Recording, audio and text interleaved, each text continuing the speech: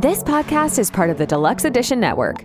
To find other great shows on the network, head over to deluxeeditionnetwork.com. That's deluxeeditionnetwork.com.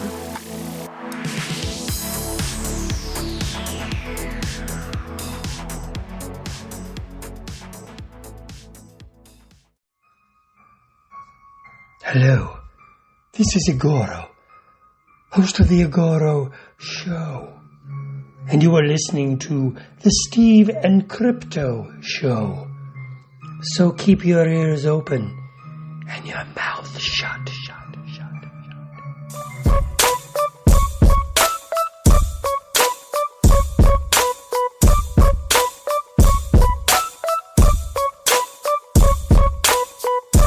Hey, welcome to the Steve and Crypto Show presented by thestevestrout.com. I'm Steve. I'm Crypto Zoo. You have reached episode 123. Thank you for listening. We hope you've been listening to the last 122. If not, go back and listen. There's always time. Or if you have, do it again. Yeah, go back and listen again. Start over. Numbers are good. Yeah, just go back to square one and start over again. And listen to our rants and bantering. Listen to us sip coffee. Speaking of coffee. Yeah, that was got me a good cup of coffee here. Yeah. Speaking of that, if you are feeling supportive and you want to support your third favorite podcast, you can go to buymeacoffee.com/SteveCrypto and give us a little contribution, a little tip. And that goes towards everything regarding our show, as we have stated before. Goes towards getting into cons, promotions, buying merch, and all sorts of different things. So again, buymeacoffee.com/SteveCrypto.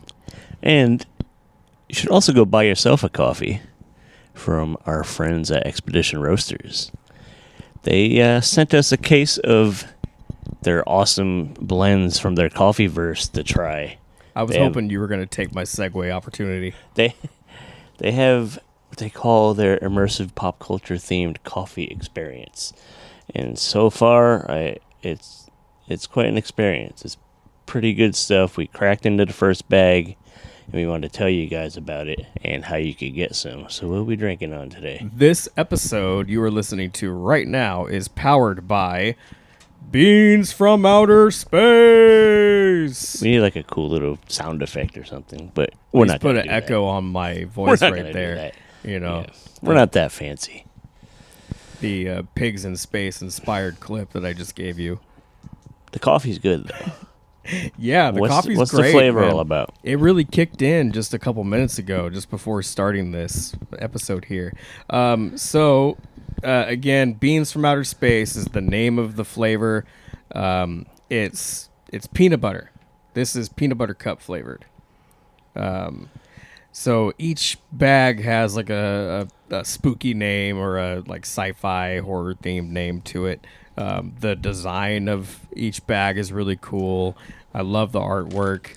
Yeah, the art. Let's see. The font on the bag, it just screams 50s sci-fi. And it has a UFO on it. I'm looking for the art name. So we have an art director. Who did the art? Named Gavin Addison. So I'm not sure if it's the person that did the art for the bag or if they're just in charge of the bag. But I know that the company is using commissioning artists to do each different bag design. Like you could go to their website, just look for Expedition Roasters. And I believe it's expeditionroasters.com. That's right. And while you're there, if you want to use the code SteveCrypto, we will save you a little bit of money at checkout once you find something that you want to buy. And I guarantee you will.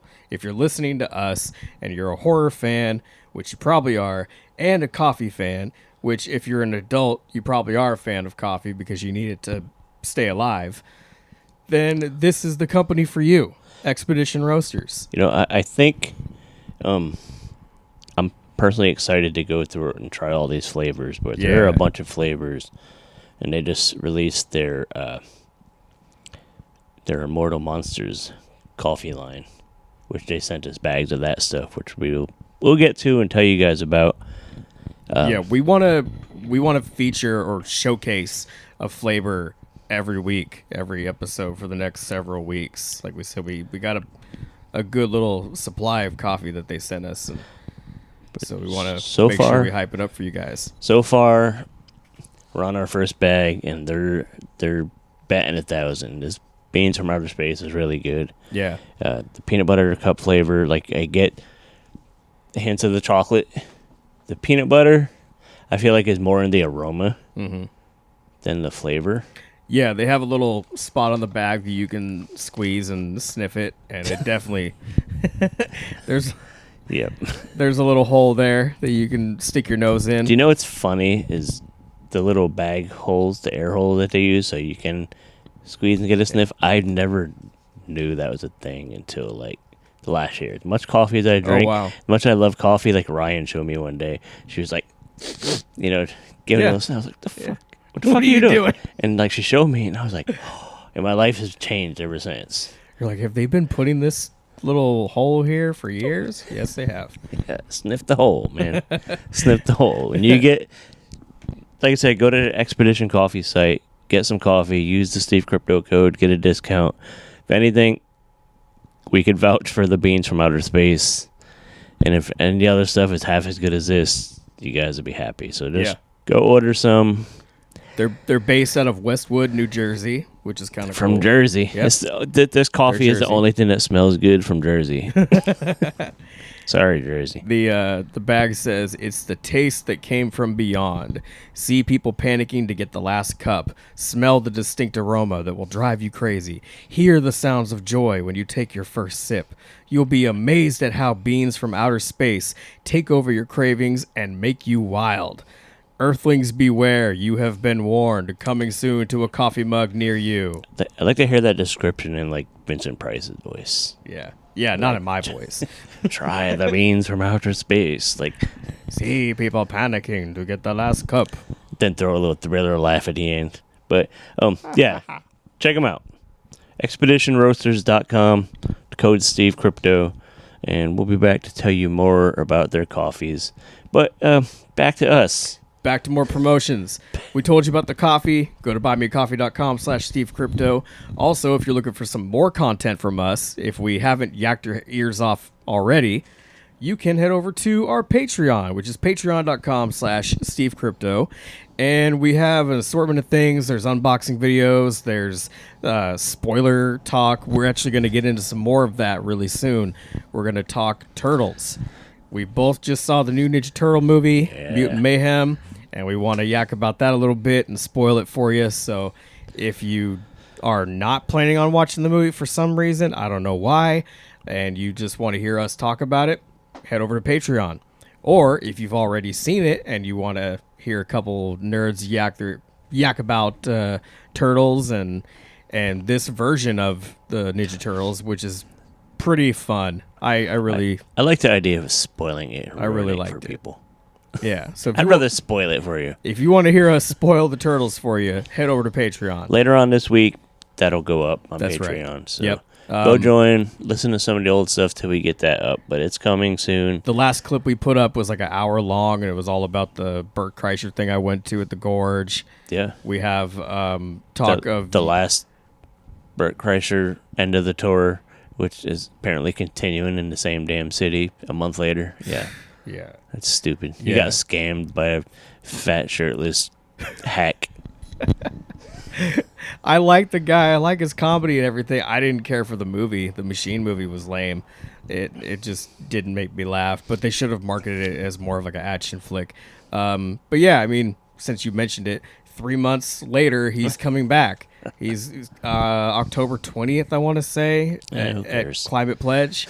Yeah. I don't want to say. If any of you guys listening didn't want to make that 5-hour drive, well, it's probably not for you. But if you didn't want to make that drive to the Gorge and didn't want to sit out in 102-degree weather with a bunch of shirtless drunks like I did, you were a shirtless drunk? I said I sat with shirtless drunks. You sat with them. I was not a shirtless Sarah drunk. needs to learn how to act in public. yeah. Keep your clothes on. Damn it, woman. Yeah, so if you wanted to avoid all that and still see Bert, you can go see him at Climate Pledge in Seattle in October. We're giving him way too much promotion. He should join the Patreon and give us some money. Yeah. Fucking Yeah, that'd guy. be nice. I heard he has like 3 houses, so Yeah, so let's not promote him. he can anymore. afford that.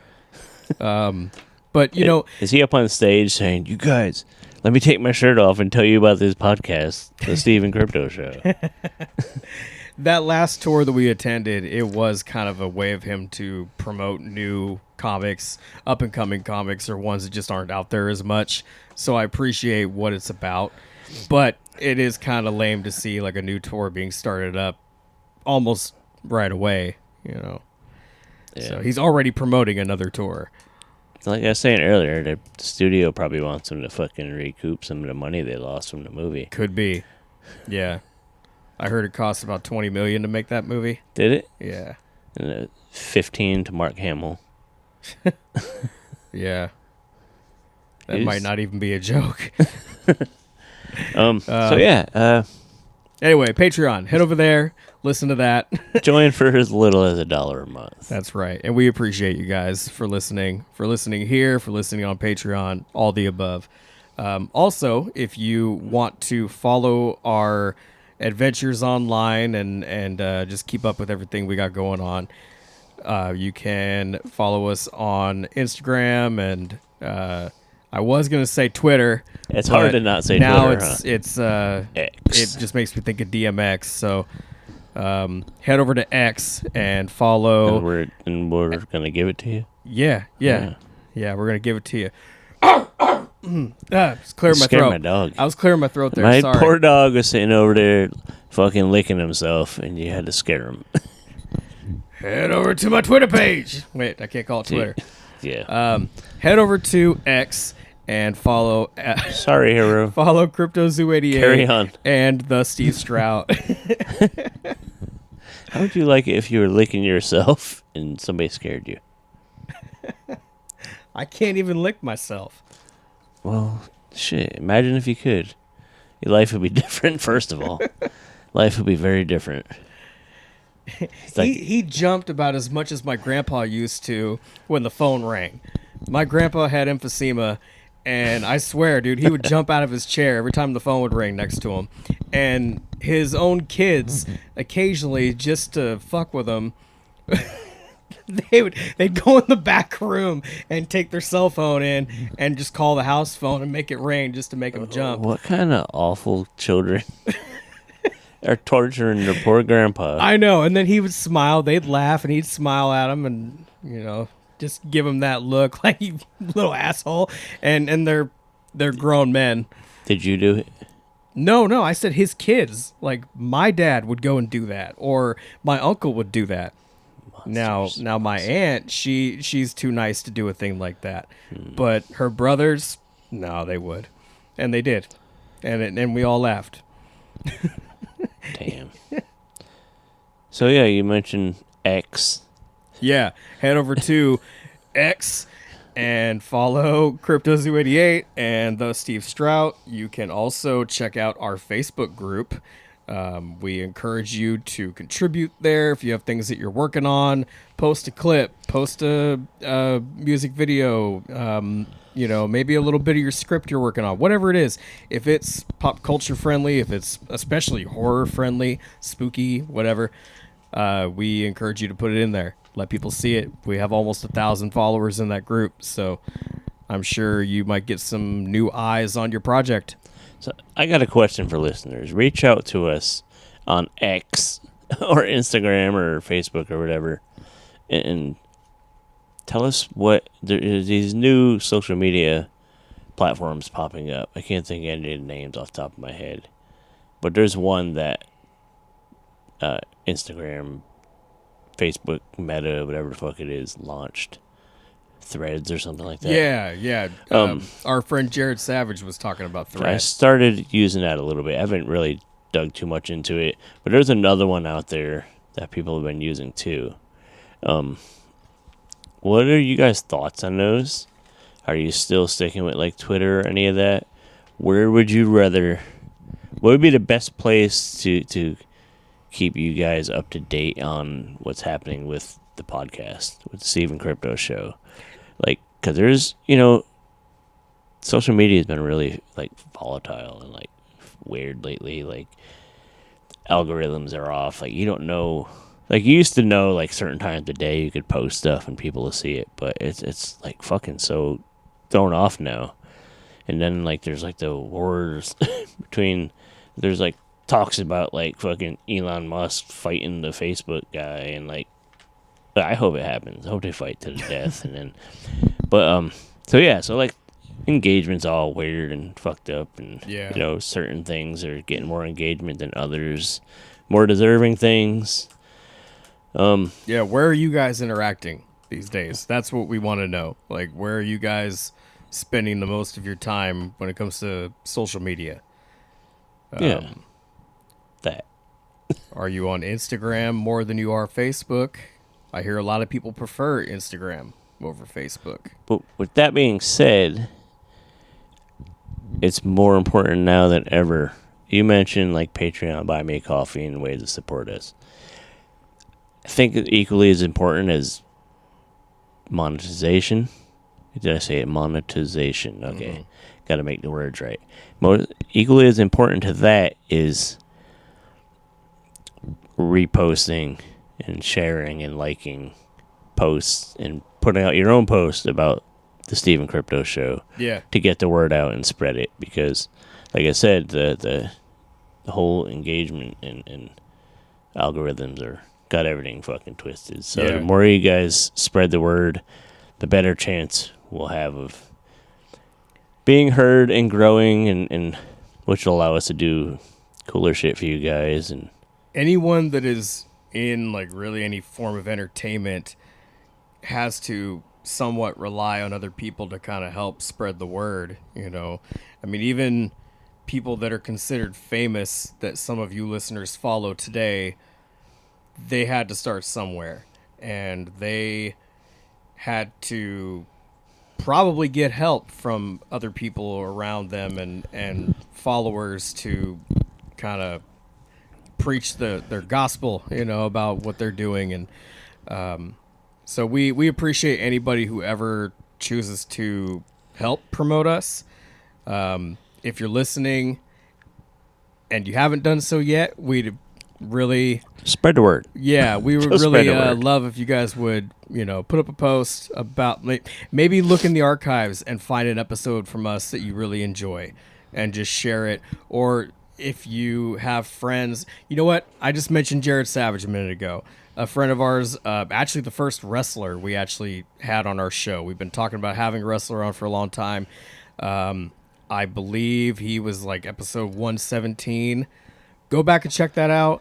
And if you have friends that are into wrestling, send it to them, or like either send it to them or tag them in a post or something like that, and make sure they get a chance to check it out.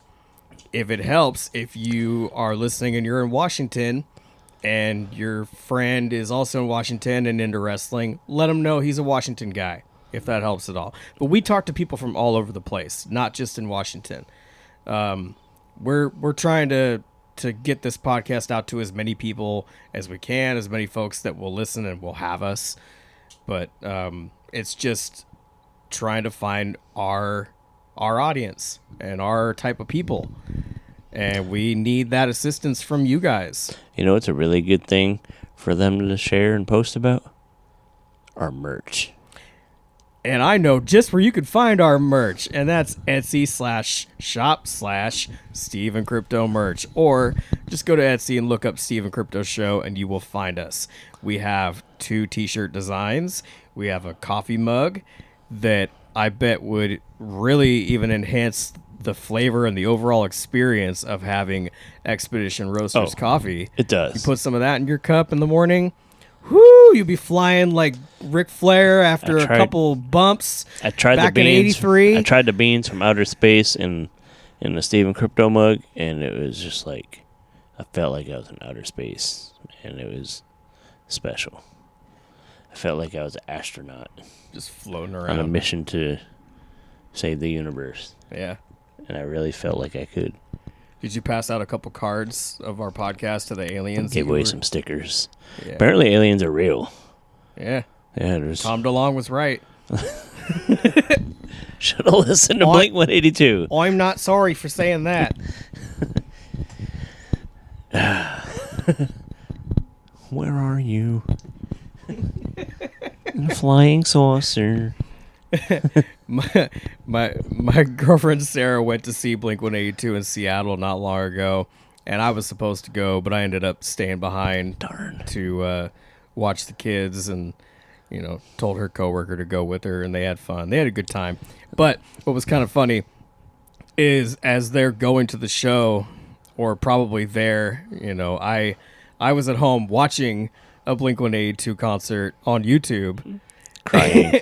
No, not crying, but I'm just like, I'm actually You getting had a better seat. view. I'm getting a better view, really. Like, I could pause this concert and go take a shit anytime I want. How old was the show? It was from that tour, like the tour they were just on. So you were watching the old man Blink 182. And it was, so it's from the tour they were just on that she was going to see, that whole same show. I don't remember where it was, but the guy that was filming the whole entire concert was pretty much right up front. Nice. So I had a better view than I would have if I was actually there at the show. And I just watched that and I finally figured had out. a great time. I always wondered what their name meant, but I finally figured out that the 182 is their current combined age. They're all 60 or 61 years old. Good one. Where are you? Pretty soon he's going to start singing it sounding like Herbert from... Where are you? Do you like popsicles? So yeah, the merch. Go to Etsy and search Steven Crypto, and you'll find the merch there. And this happened to be my birthday weekend. That's so right. we are running a merch special the whole month. So the merch is on sale. You got till August 31st to get a discount on merch. I don't remember how much I marked it down, like 15% or something. I believe that's what you said, 15, yeah. Yeah, I don't know. Yeah. Happy belated birthday to you. I'm as old as Blink 182. I don't remember stuff. Everybody listening, just go buy something in support of Steve. Instead of giving him a present, There you go go. get yourself a present. We got a bunch of events coming up, and we need gas money. I just and gave stuff. him a present for his birthday. He got some things. You go get yourselves a present. There you go. Go get yourself a gift. I think the birthday boy wants you to do that. Yeah. And like I said, we need gas money for events. Yeah. There's a few in the works, but there is one that we just set in stone recently. If you are a local in our area, here in Port Townsend, Washington, or if you're anywhere and you want to come here and hang out, there is an event happening in October 13th and 14th. It's a 2-day thing. It's called the Witches Walk Fright Night. And basically, it's exactly what it sounds like. It's a Halloween themed, witchy thing, spooky thing. Everybody dresses up witchy or in a costume or whatever, and do a little walk around town and get all festive for the spooky season. And let's see, the 13th is, I believe, a Friday night. Yeah. They're gonna be having like live music and stuff They're for gonna the have a adult crowd. Yeah, they're going to have a 21 and up dance. And then the 14th is the whole all-age family thing. I think that's when they're doing the walk. They do the witches walk, and then I believe they kind of Costume contests Yeah. and all kinds of stuff. And there's going to be prizes, and the Steven Crypto Show will be there hanging out. And we'll probably do like some Facebook or Instagram lives and wander around and let you see some of the costumes. And I don't know, we'll see. Maybe there'll be some interesting people. We'll chat with them for the show or something. We're working on a huge Halloween month. We're not going to give you one episode. We're hoping to give you at least 2. Yeah. Ideally, if time is on our side, we're going to have 4 episodes in October. It's like the good old days when we did an episode every week. Yeah. But that is October 13th and 14th. Yeah, this same crew that's putting it on, they've produced zombie crawls in the past, previous Halloweens and things like that. So this year's the Witches Walk, and I know in the past they've started out over by the Rose Theater. Anybody listening, if you know Port Townsend, you'll kind of know what I'm getting at here. They'll start over at the Rose Theater downtown by the fountain, and then they just kind of walk through town, or stumble, crawl, whatever. And this year they're gonna do their walk, and then I believe they come back to the Legion Hall, and they're gonna announce the winners there, probably for best costume or something like that. There's gonna be prizes. We'll have a table there set up representing the show and have some merch and things. And so, yeah, we just want to hang out with all the spooky people that are going to be attending. And for anybody listening, if you want to come and check that out, just make sure you come by our table and say hi. Let us know that you've been listening and that you've found out about the event through us. Yeah, I'm reaching here. I know most people listening are not that local, but come here. Come hang out. Yeah. Come visit our town. It's cool. There's a lot of cool, like, places to do photo ops and, like, spooky looking old architecture and stuff. And yep. It's a good season for it. Come out and get fucking weird in Port Townsend. And if you're going to stay somewhere, like if you're going to come for more than one day and you need a hotel.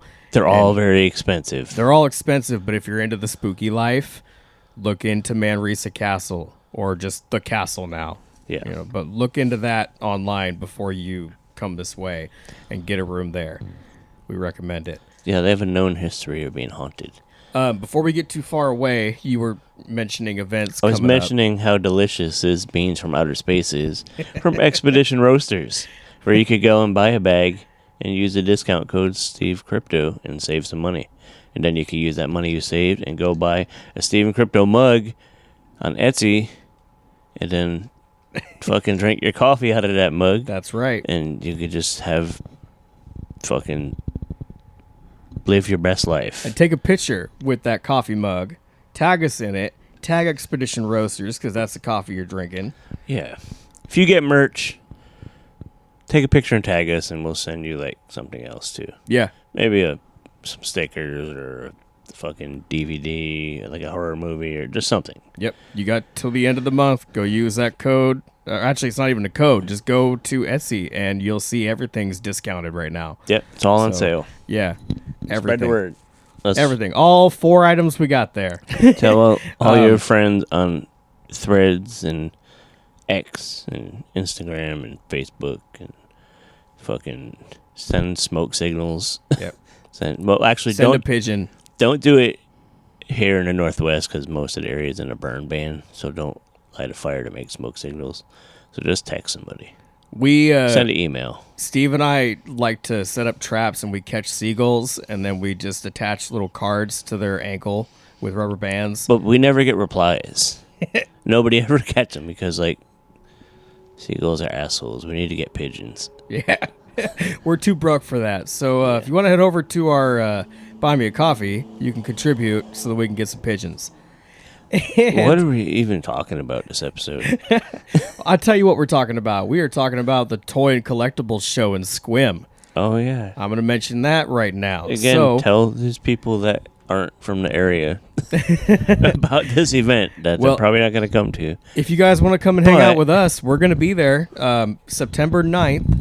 So that's next month. September 9th, I believe, is a Saturday from 10 a.m. to 3 p.m. Not very long, small little window of time there. It always flies by. Like when you're working these cons, the day flies by.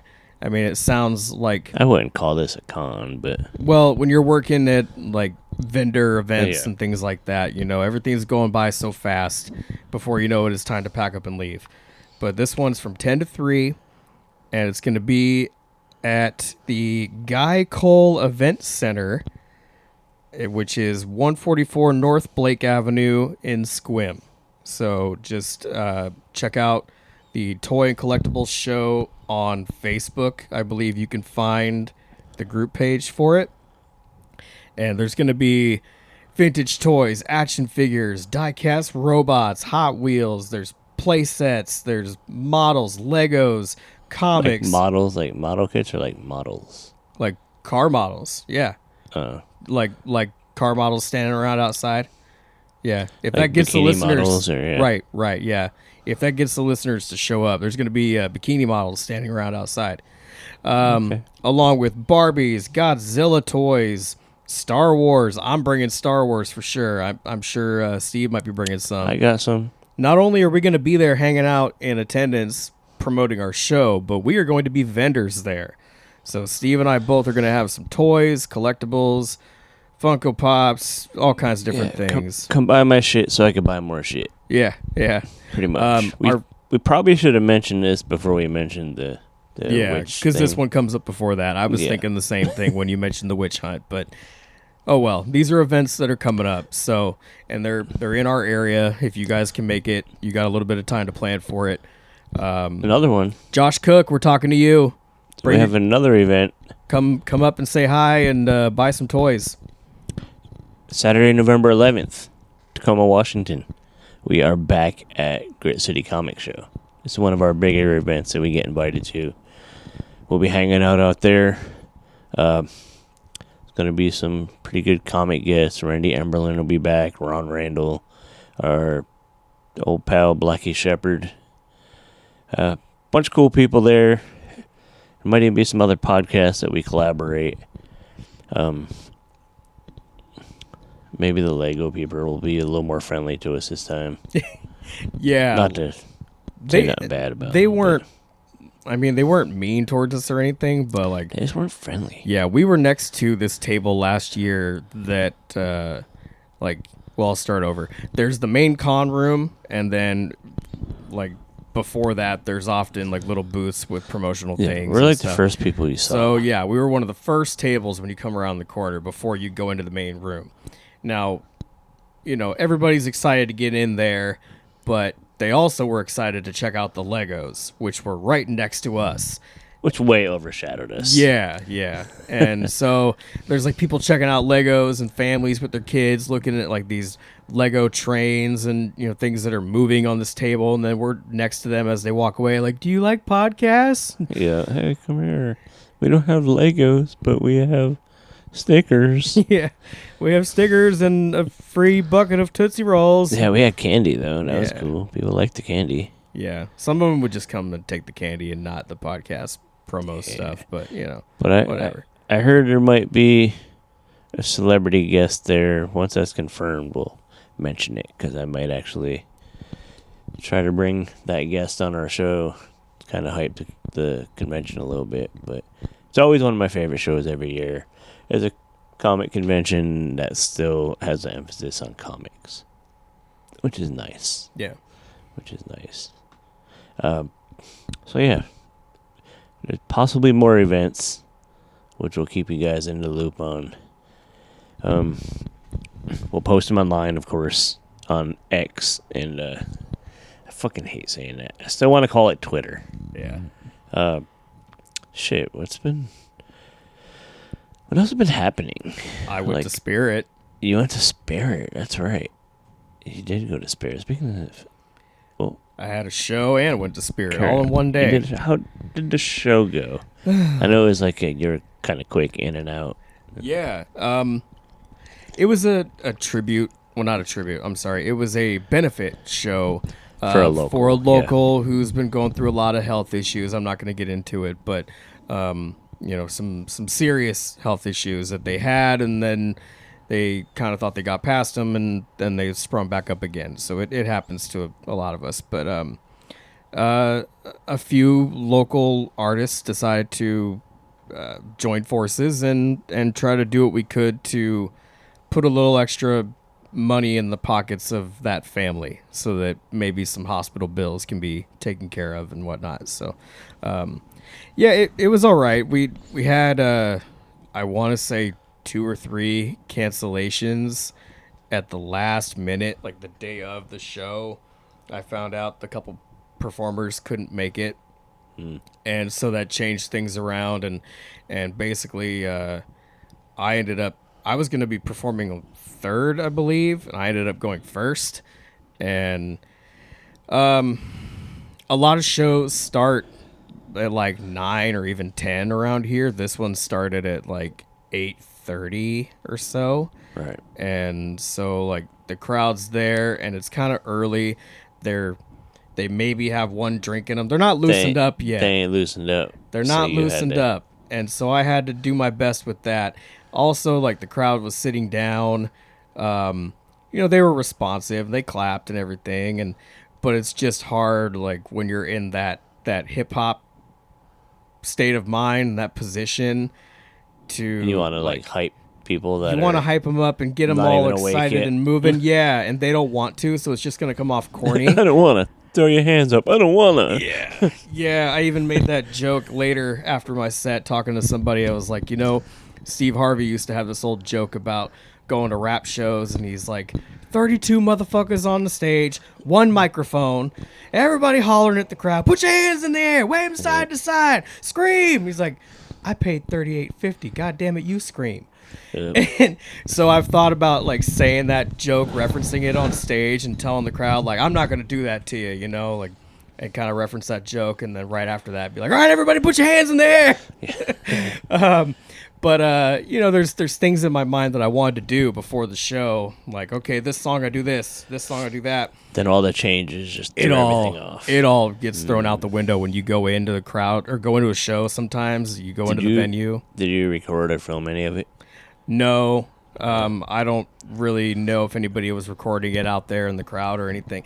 There was like 50 people or so. It was all right. It's just, it wasn't like the standard crowd that we're used to performing for. They were just a little bit more relaxed and, but Well, that's too bad. you never know who is going to be listening and appreciate it, because there was someone in the crowd that I wouldn't expect to give a compliment, and they did, so that was cool. Nice. Yeah. I mean, I did a brand new song, like, first time doing it at all, and it was okay. I fumbled a little bit, just I think I was nervous.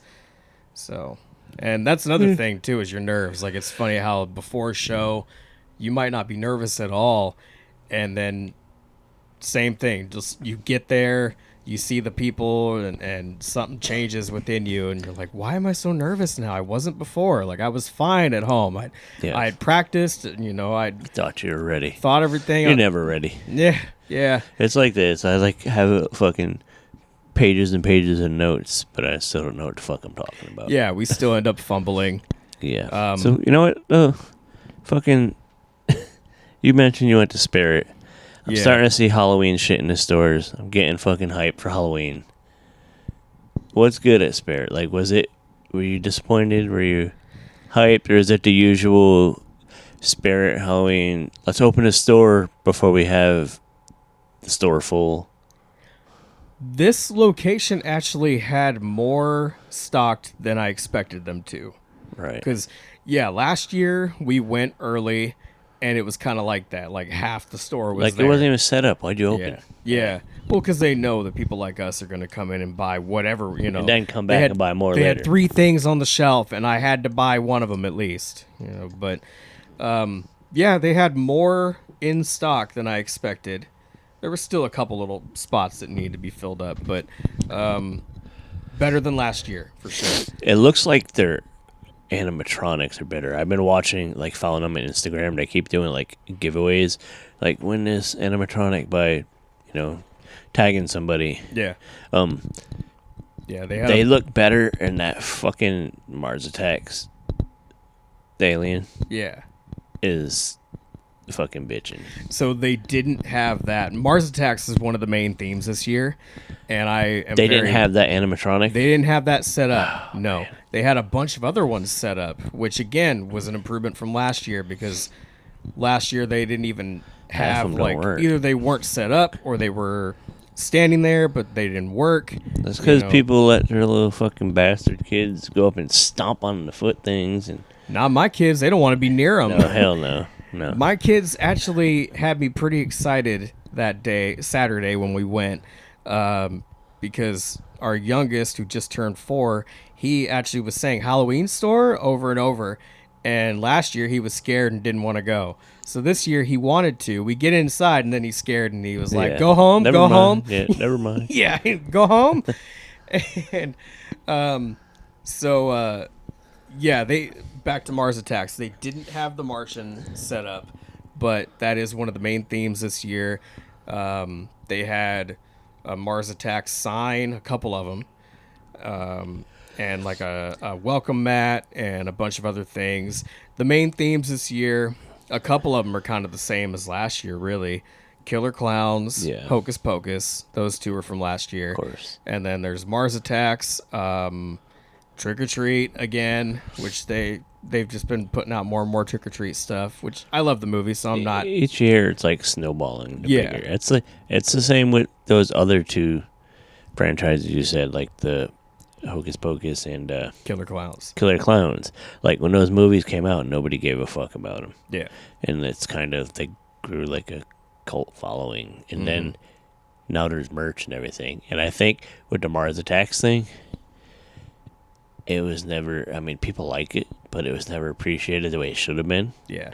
And now I think they're like, well, look at what we did with Hocus Pocus. Look how much merch we're selling. Look how much Killer Clown shit we're selling. And, Killer Clowns is really, it's an awesome movie, but it's not a good movie. Mars Attacks is a good movie. Mars Attacks is a good movie. I still have the original movie poster. Like it's backwards on one side. It's legit. I still have that somewhere. And it's like, was it from the video store? Yeah, That's cool. from the theater. My cousin Oh, okay. used to work at our local drive-in and the Uptown. Right. And so I've had that since it came out. I'm pretty sure I still have it. Hope so. And so that movie kind of has a special place in my heart, and I saw it, I think, at our Uptown theater when it was here. See, but I think they're trying to like jump on that and be like, okay, I bet we could. I know this has a little following. I bet we could put merch out and Make it bigger. fucking cash in like we did with the other ones. Yeah. Which I hope so, because I think this movie actually deserves more than it's gotten. I mean, it's appreciated, but it's not like on the level of. Personally, I like Mars Attacks more than Killer Clowns. Me too. Oh, yeah. Yeah. Overall, it's a better movie. Yeah. I like Killer Clowns. I enjoy it. It's a fun fucking movie. Yeah, it's fun. But like Mars Attacks is actually still pretty good while also being It's a good fun. movie. Yeah. I mean, a lot of big name actors in it. One that some people probably forget about that's in there. One of my favorite actors, Jack Black, has a small part. Oh yeah, he's like the little buzz cut The Army. soldier boy Yeah. brother or whatever. Yeah. Yep. And that old grandma, she's kind of funny in there, just the way she is. But yeah, it's a great movie. And Jack Nicholson playing like 2-3 characters. Yeah. You mentioned Trick or Treat too. It's another one that didn't really have a big. It wasn't like a big release or anything. Yeah. But it's kind of slowly building up. Like But, Terrifier, they have a cult following. You know? I hope to see Terrifier merch in spirit one day. I bet they got something.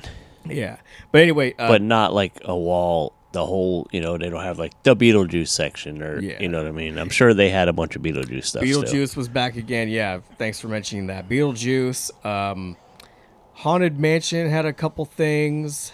I mean, of course, Halloween and the classics. They had Chucky dolls and stuff like that. They have these things that Sarah was saying people are after them. We follow the Halloween Forever group from Jay the Libra, which we recommend you guys follow that as well if you're into Halloween stuff. And I guess a lot of people on that group are after these little baby horror figures that Spirit has. Those are... It's like Ghostface sitting down. It could almost be like a little lawn gnome or like a lawn ornament. There's like a baby gnomes. baby Blech. Ghostface, baby Sam, and then Leatherface, and the fourth one I believe is Pennywise. Yeah, those But are... they're cool. They're like $50 a piece. Oh, I want good. the Ghostface one. I'm passing them things. Wouldn't mind Leatherface as well. Honestly, I wouldn't mind having all four of them, but that's a lot. So yeah, they have those. There's like these new snow globes that like the snow is blood, Oh, nice. and they Yeah, that's have cool. one of Leatherface and Pennywise and Nice. somebody else. But yeah, Did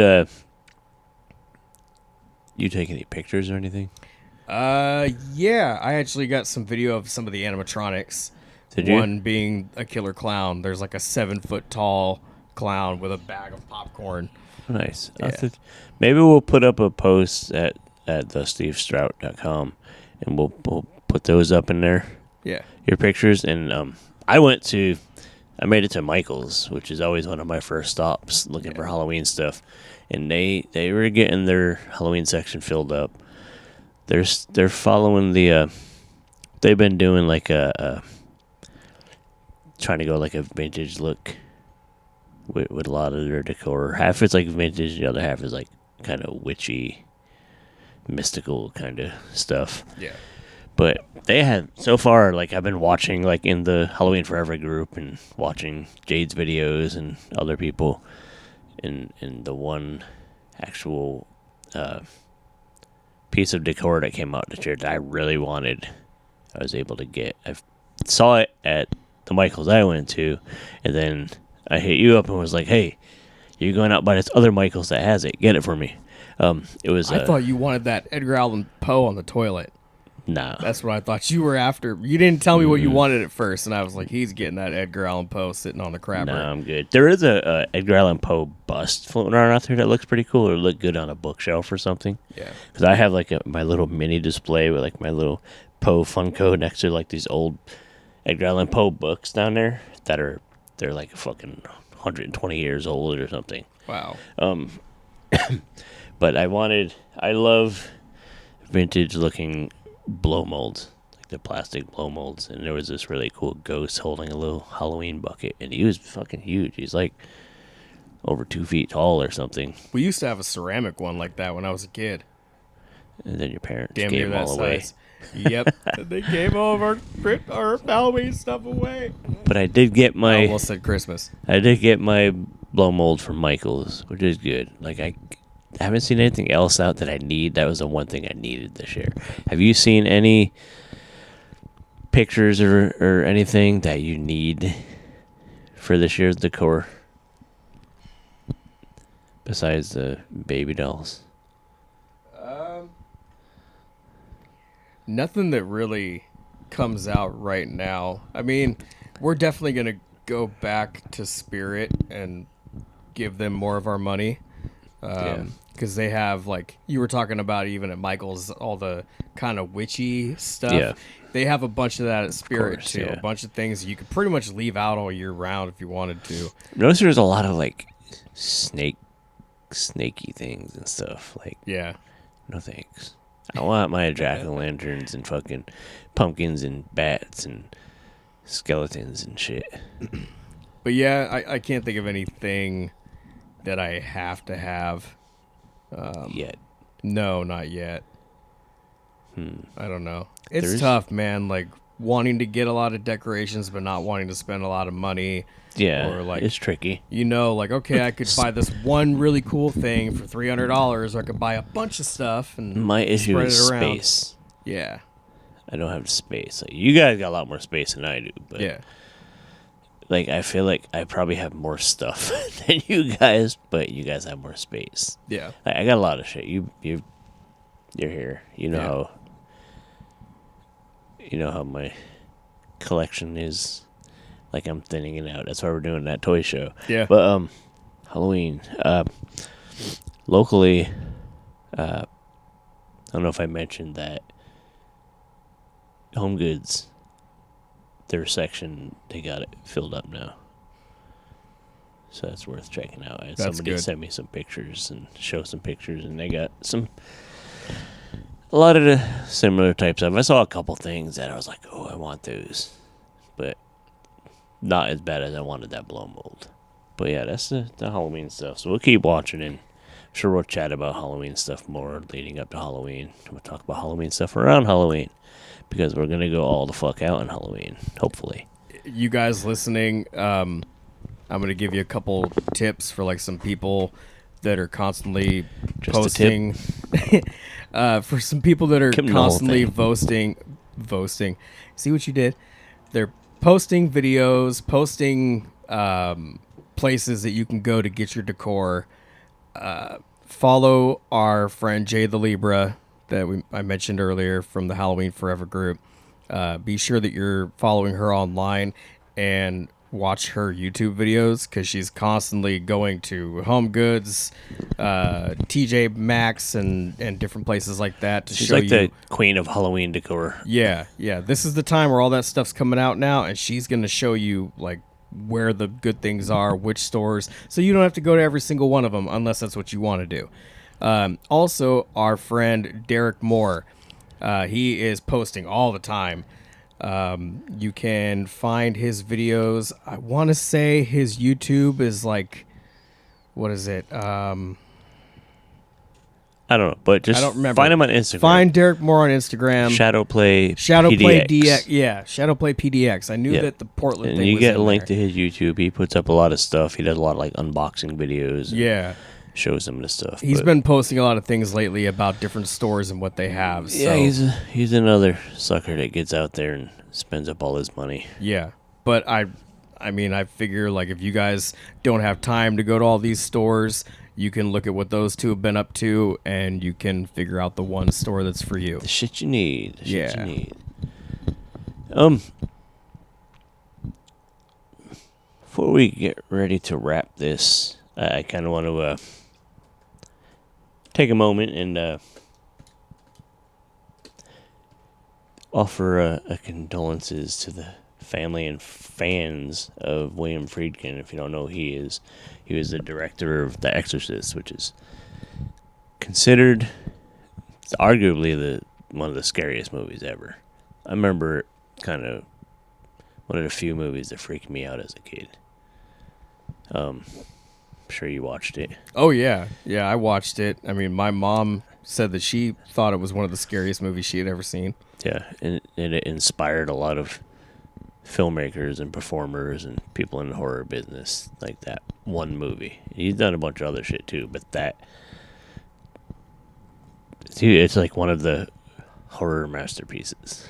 And it's another one of those movies like that you'll go back and watch, and sometimes like a film will have you saying to yourself, "Wow, this looks really good for its time." Yeah, You it know, holds up fairly well. Alien is like that I think to it me. holds up pretty well. Star Wars, Alien, The Exorcist. You think like this looks really Jaws. good. Yeah, Jaws. And then you go back and look, you're like, wow, this came out in 73 and just Yeah. it looks great, for its time and what they were able to do with it.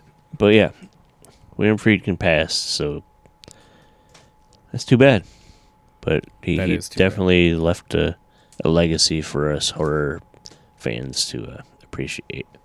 And if your mom wasn't cool enough to let you watch that movie, well, you know what she does. So Yeah, that movie actually. you know what Reagan said she does. That movie. Yeah, dude, that was a fucked up movie to watch Yeah. when you were little.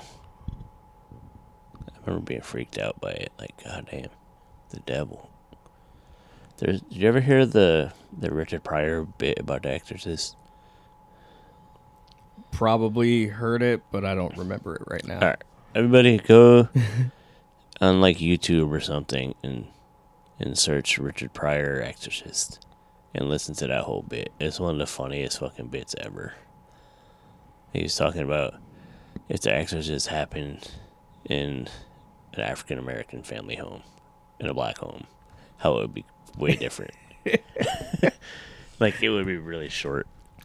I love hearing comedians' takes on different things and movies especially. I don't remember who said it, but some comedian was talking about Home Alone, and they were like, if that movie was real, like it would have been 5 minutes long. Those dudes would have shot the kid in the face, and they would have robbed the house and left. Yeah, but I don't think they had guns, though. Which was They- their problem. They did. One of them had a gun. I mean, at least in Lost in New York, they had Yeah, the gun well, that they had the thought- slime on it, remember? They thought better about it after the first one. Yeah, they Like, got their what's ass the- kicked by them in the What's first the movie. the odds that like the same criminals like go from Chicago to New York And find and the run into exact the same kid? kid, yeah. They probably were wondering the same The thing. first fucking movie was so good. Oh, The second yeah. one was like, meh. It's still pretty fun. I like It it was for what it is. fun, but, they like, know it doesn't top the first It's one. so unbelievable. But Yeah. um, Yeah, and the parents, like, what the fuck? You left your kid behind again? I mean, wouldn't the one time be enough of a lesson? But they had 13 children? Something like that. Yeah. Something like that. This is what we do on the show, folks. This is exactly what we do. We jump off. We were talking about do Spirit this. Halloween. Now we're talking about Kevin McAllister. Talk a bunch of nonsense. We promote creative people. Like last week, we talked with Rick Danford, a filmmaker who has Indie Horror Junkie magazine going, which you can read for free. So go track that down, check it out. Listen to the last episode for all the details.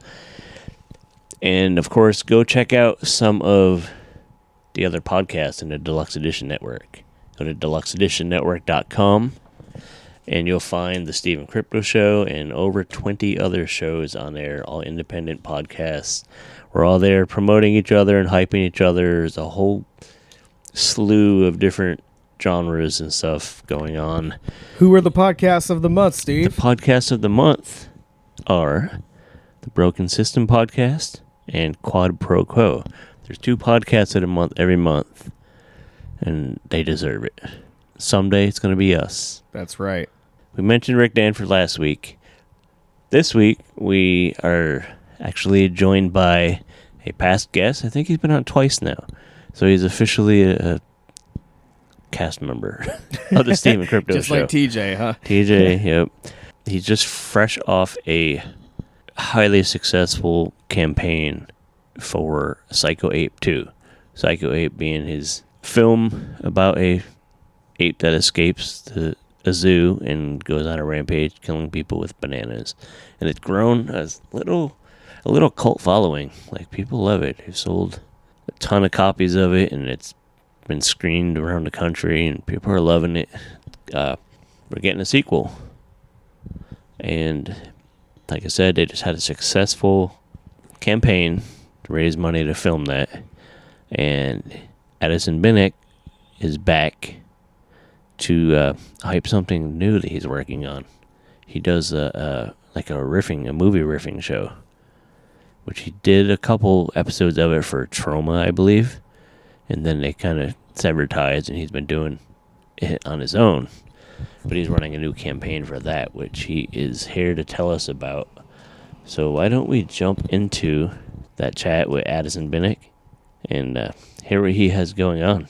If you haven't met him yet, here's a new cast member of the Steve and Crypto Show. The Steve and Crypto and Addison Show. Just this week, We'll just keep adding names. The Steve and Crypto and Addison and TJ Show. Yeah. And then the next one will probably be... Before you know it, we'll be doing a whole hour of just naming the title. The Steve and Crypto Yeah, and see you next Addison week. and TJ and John Brennan Show. We'll add more and more.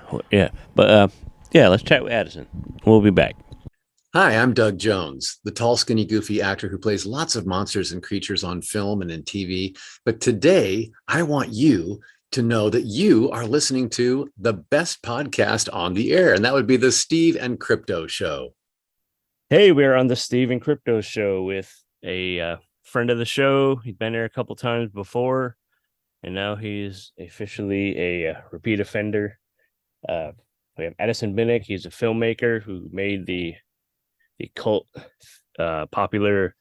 It's called a cult classic. I'm going to go ahead and do that. It's Psycho Ape.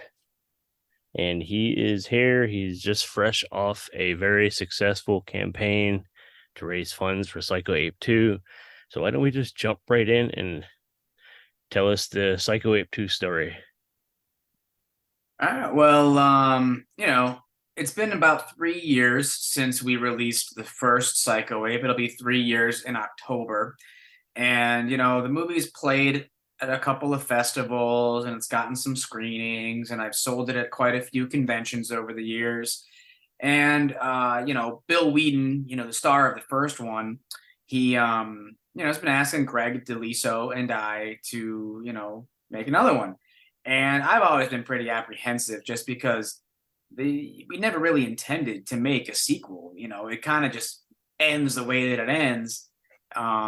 We didn't really leave the door open for anything further. The first one barely has a plot as it is. It's just a bunch of references and spoofs and stuff strung together. And I don't know, at the time when we finished it, I thought that was it. I thought that was going to be the end of it. We would sell maybe 100 copies or 200 at most, and we'd be done.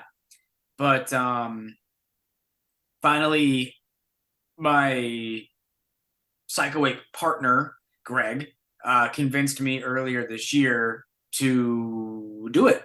And we went ahead, I put together the Indiegogo campaign, and I was asking for $10,000. And then, much to my surprise, we raised $14,000. It just kept going, which is really a testament to the Psycho 8 fans, So the first movie had the big climax in New York. And it sounds like we're gonna hit the other coasts for part two. Can you tell us a little bit about what's happening? Yeah, with the ending of the first one, it's a big King Kong style parody with the Psycho Ape and Nancy Banana scaling the Empire State Building and getting shot off the building. And so, that was it. We were done with New York. We didn't intend to go back there because we already did that. So now with the sequel, we want to shoot it in Los Angeles because, we want to do like a big low budget send up of Hollywood sequels. So Greg lives in LA, Kansas lives in LA. So we're going to go to LA, Bill and I, and we're going to shoot like a big, spoof of sequels. So the beginning of the movie is going to be a big parody of like The Dark Knight, where it's going to be a big banana heist inside of a grocery store, instead of a bank robbery. And so it's going to be a bunch of guys dressed in, chimpanzee masks instead of clown masks. And they're going to be shooting each other one by one as they, crack into this grocery store and start stealing bananas. And then it's going to culminate into, we're going to see the Psycho Ape also wearing a chimpanzee mask, takes it off. And instead of, the Joker, it's the Psycho Ape. And he's going to try to take off in a school bus full of bananas, but he gets caught. So, in the first movie, he was caught by Zoomis and tortured and electrocuted and all this other stuff. But this time around, he's going to actually be caught by police. So he's going to be put on trial for his crimes from the first movie, all of the murders and everything. And the first 20 minutes of the movie after the Dark Knight opening is going to be a courtroom drama. So we've booked a standing set for a fake courtroom, and characters, victim or family members and friends of victims from the first movie are going to be coming in and, telling their side of the story, giving testimony on the witness stand, just one at a time, talking about the Psycho Ape, and so we're going to have the Psycho Ape on the stand as well. He's going to be cross-examined by lawyers and stuff. And, Bill Whedon is going to play a lawyer as well as Dr. Zoomis and everything. So it's just going to be totally weird and stupid, just like the first movie. And so we want to do like a Ghostbusters 2 style, courtroom scene, we want to do A Few Good Men. We want to do just all of the famous courtroom dramas that people are kind of familiar with. And then eventually we want to do a Psycho 2 thing where the ape spends, 25 years institutionalized, is released. And like Norman Bates in Psycho 2, Norman Bates is institutionalized. He's normal in that movie. And it turns out that, there's a copycat killer trying to make him go crazy again. So that's kind of where we're going, is the Psycho Ape is normal. He's not a killer in the second one. And there's a copycat running around trying to frame him for murders and to try to get him back into prison. And then all will be revealed who the copycat is, at the end of the movie and what their motives are and everything. So it's a little bit more of a mystery than the first one. And we're going all in on sequel parodies like Guardians of the Galaxy Volume 2. We're going to do Empire Strikes Back. So we've combed through sort of the famous Hollywood sequels, and that's what we're going after this time, but on a very, very low budget. I like it.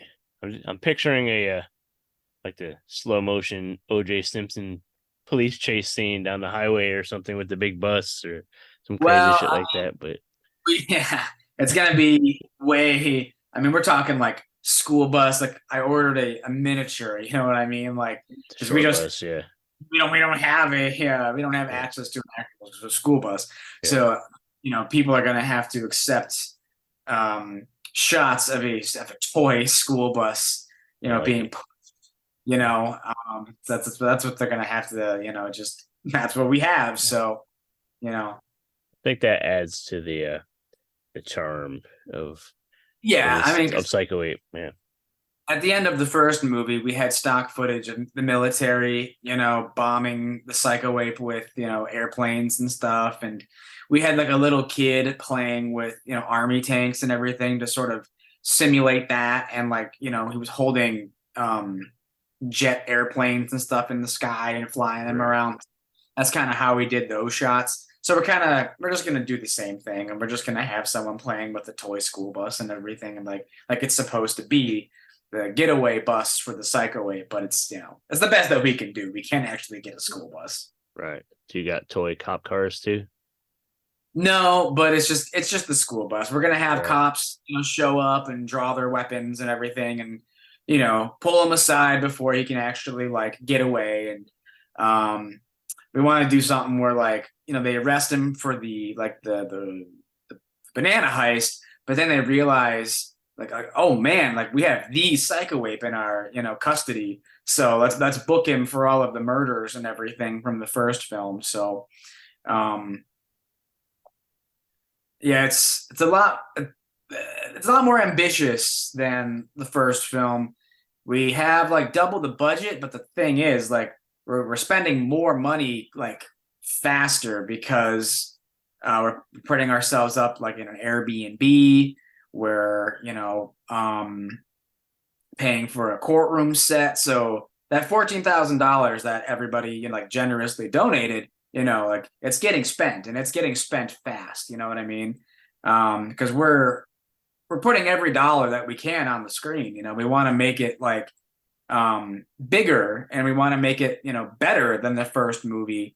And that's really going to be more so like up to the audience whether or not it's like better or anything, but we're just sort of following our instincts, and we're just going to try to make it funny to us by having like a 20-minute chunk of the movie be a parody of courtroom drama, because people aren't going to expect that. They're going to think that it's going to be another slasher film or something. But personally, I feel like I already did that in the first movie. Like I don't want to do that again.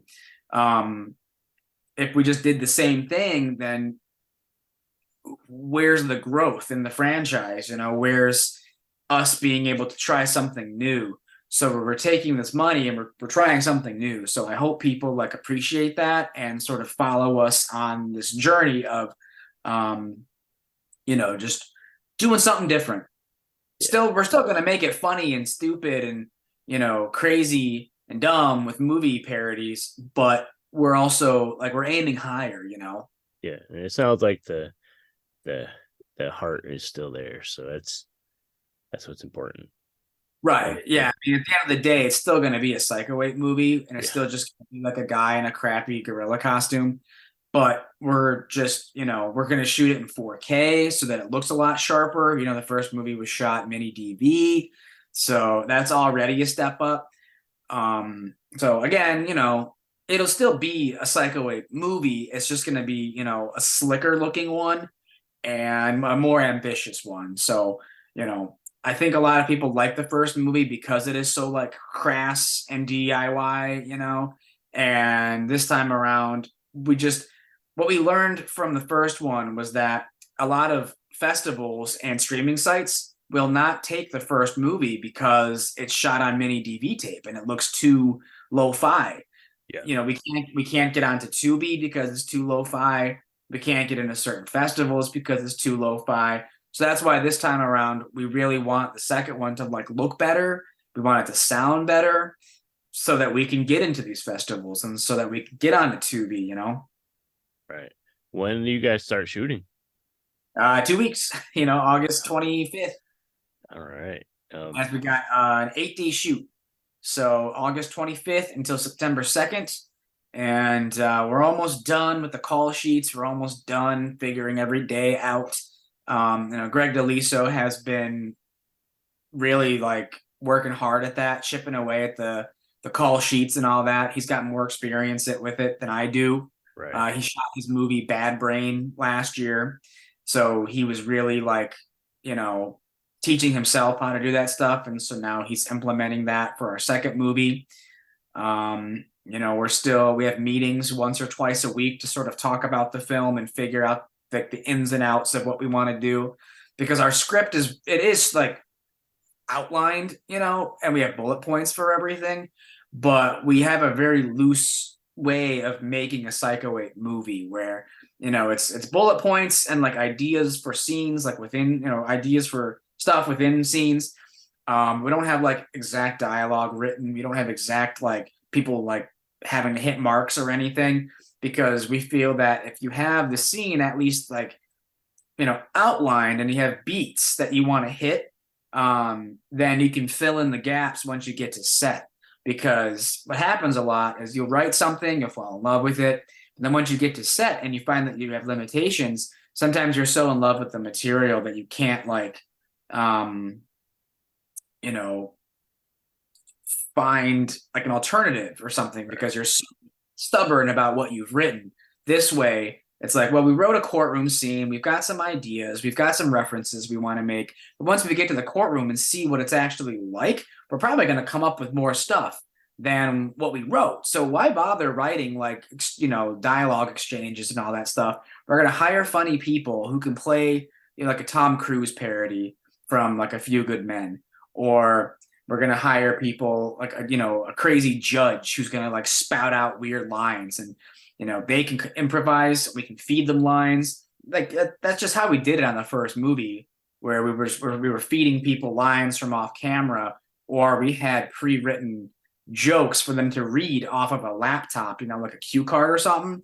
But they had not seen what they were about to read prior to sitting down, and so that's what kind of like made their performance funny, was because they were reading stuff that they didn't know. They didn't know what they were going to be saying. So them tripping over their lines, or them reading the stuff for the first time, their reaction to the material is kind of what made that stuff funny. Yeah, the spontaneity could really Trigger exactly. over the top reaction or something you wouldn't expect. So yeah, it's a clever way to do it, and I feel like it would work with a pretty movie like this, like just a loose, fun movie. That's really what I think makes that first film like work for people, is because 70 to 80% of it was improvised or spontaneous. We would just invite people to my apartments and we would just film a kill scene that day. We wouldn't really know what we were doing until people showed up, and then I would dig through some props and we would just make something up. I always had bananas on hand, I always had fake blood and limbs on hand, and then we would just make something up. Like we would shoot it either in my apartment, or like out in the courtyard, or like at a park down the street. And so a lot of the death scenes in the first movie were made up like that day. Now we can't really do that this time because we have an 8-day shoot.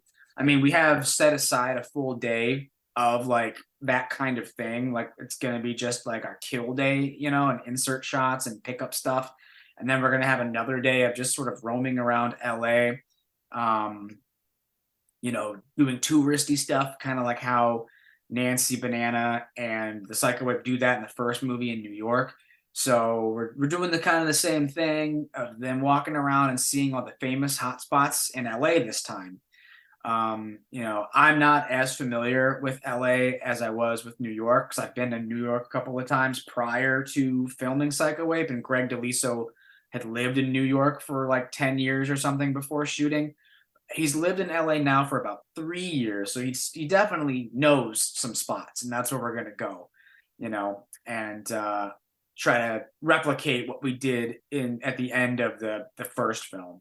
Yeah, you got to kind of really just drive it in like we're in Hollywood, we're in LA. So yeah, because it's easy to kind of do that when you're in Times Square, because like Times Square looks like Times Square. When you're in LA, I mean, we could walk up the Hollywood, stars and like the Chinese theater and stuff like that. It's not as, I think, bold or as like it's not as obvious, I don't think, as Times Square, but we'll still we'll shoot the stuff that we need to really sell that, like, yeah, we are in LA, guys, like Right. we'll get Still shots the like, Hollywood sign and all that. Yeah. yeah, Yeah. so we're gonna really drill that point home. um but we just I if you would have asked me like a year ago if we would be making a sequel, I would have probably said like no, not yet, Yeah. just because I don't know, I wanted to wait as long as we've waited so that we could get, $10,000, or so that we could get $14,000, because I mean earlier this year Severin Films had hosted double features of Psycho Ape with their movie Wild Beasts. So I traveled to Illinois, I traveled to Wisconsin, and we were selling tickets for double features of that. So, I'm sure some of those people probably added me on social media, and have been following Psycho Ape for the last couple of months, and they probably donated to the campaign. But if I hadn't done stuff like that in the last year, we might not have gotten the 14,000. So Right. I always kind of thought it was best to wait and not do a sequel right away, because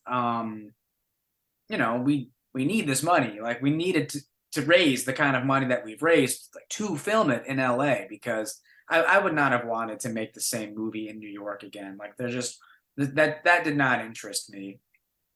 And I just, I wanted to be able to afford to do the movie this way, the way that we're going to do it, because any other like thing that was not an opportunity to grow, it just seemed like, yeah, I'd be wasting my time. Yeah. So had you sat and thought about if Psycho Ape 2 does really well and it's successful potential of making it a trilogy, and where would you shoot it? What city would you pick? Las Vegas. Vegas? Oh, that's a good one. Definitely. Yeah, Psycho Ape goes to we've Vegas. already talked about it, because we wanted to kind of have like a Vegas chunk in Psycho Ape 2, but because we've already started spending so much money on other stuff in LA, we kind of realized like we don't really have much money left over for a Vegas day. Right. So maybe we should take that Vegas material and save it for 3. Yeah. So we already have some material written for Vegas, which means like writing the script for 3 might not take very long. So there's a pretty good possibility we might get a 3.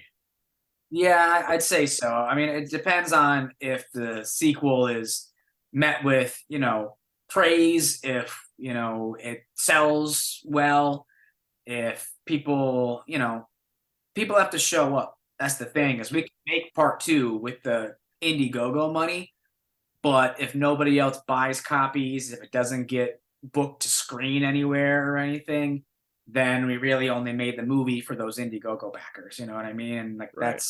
that's great and all that people supported it, but we want to sell additional copies beyond those Indiegogo backers. We want to screen it places. We want people to show up to prove that, like, oh yeah, this is a marketable, lasting IP. Yeah. So it all depends on the success of 2. Right. So what year was it you released 1? 2020. The 2020 is 2023, and like it looks like there's been people have still been steadily buying copies of 1 from you, and like you are right up until recently, you're still bringing it out, streaming it, and doing the whole grassroots campaigning leading up to this, and people still seem enthusiastic about it. So I feel like it's going to carry over. I hope so, because I think what like the success right now could have, or should have happened like 2 years ago, but because I wasn't able to take the movie around like on screening tours and stuff like I have been 2 years ago, because the pandemic, theaters were shut down, nobody was showing movies. I couldn't do what I've been doing 2 years ago. So had I been able to do that, maybe we would have made the sequel sooner or something like that, or maybe there would have been more fans sooner or something. But I don't know. I think maybe it is good that we've waited 3 years to start shooting a sequel. I think some people, if you make a movie and it's, kind of a success at first, and then you make one immediately, then you're not really allowing that first one to grow and find its audience. I think you kind of have to be patient about stuff like this, because if you force it, like, you can't force cult status. You can't force a fan base. Either it happens or it doesn't.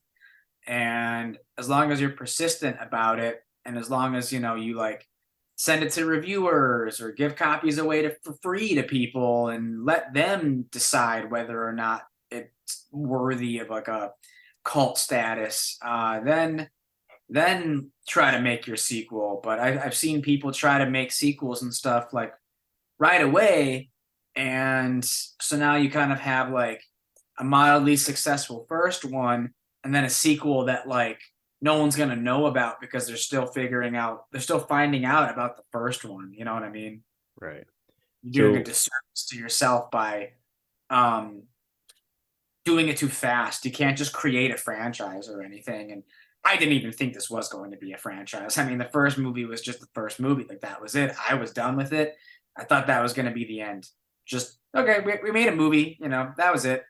It took too long because of the pandemic. Like, it took us a year and a half, and really it should have taken us probably less than a year, like 9 months. You know what I mean? Right. It should not have taken as long as it did, but it just, we had to stop. We couldn't work on it for like 6 months.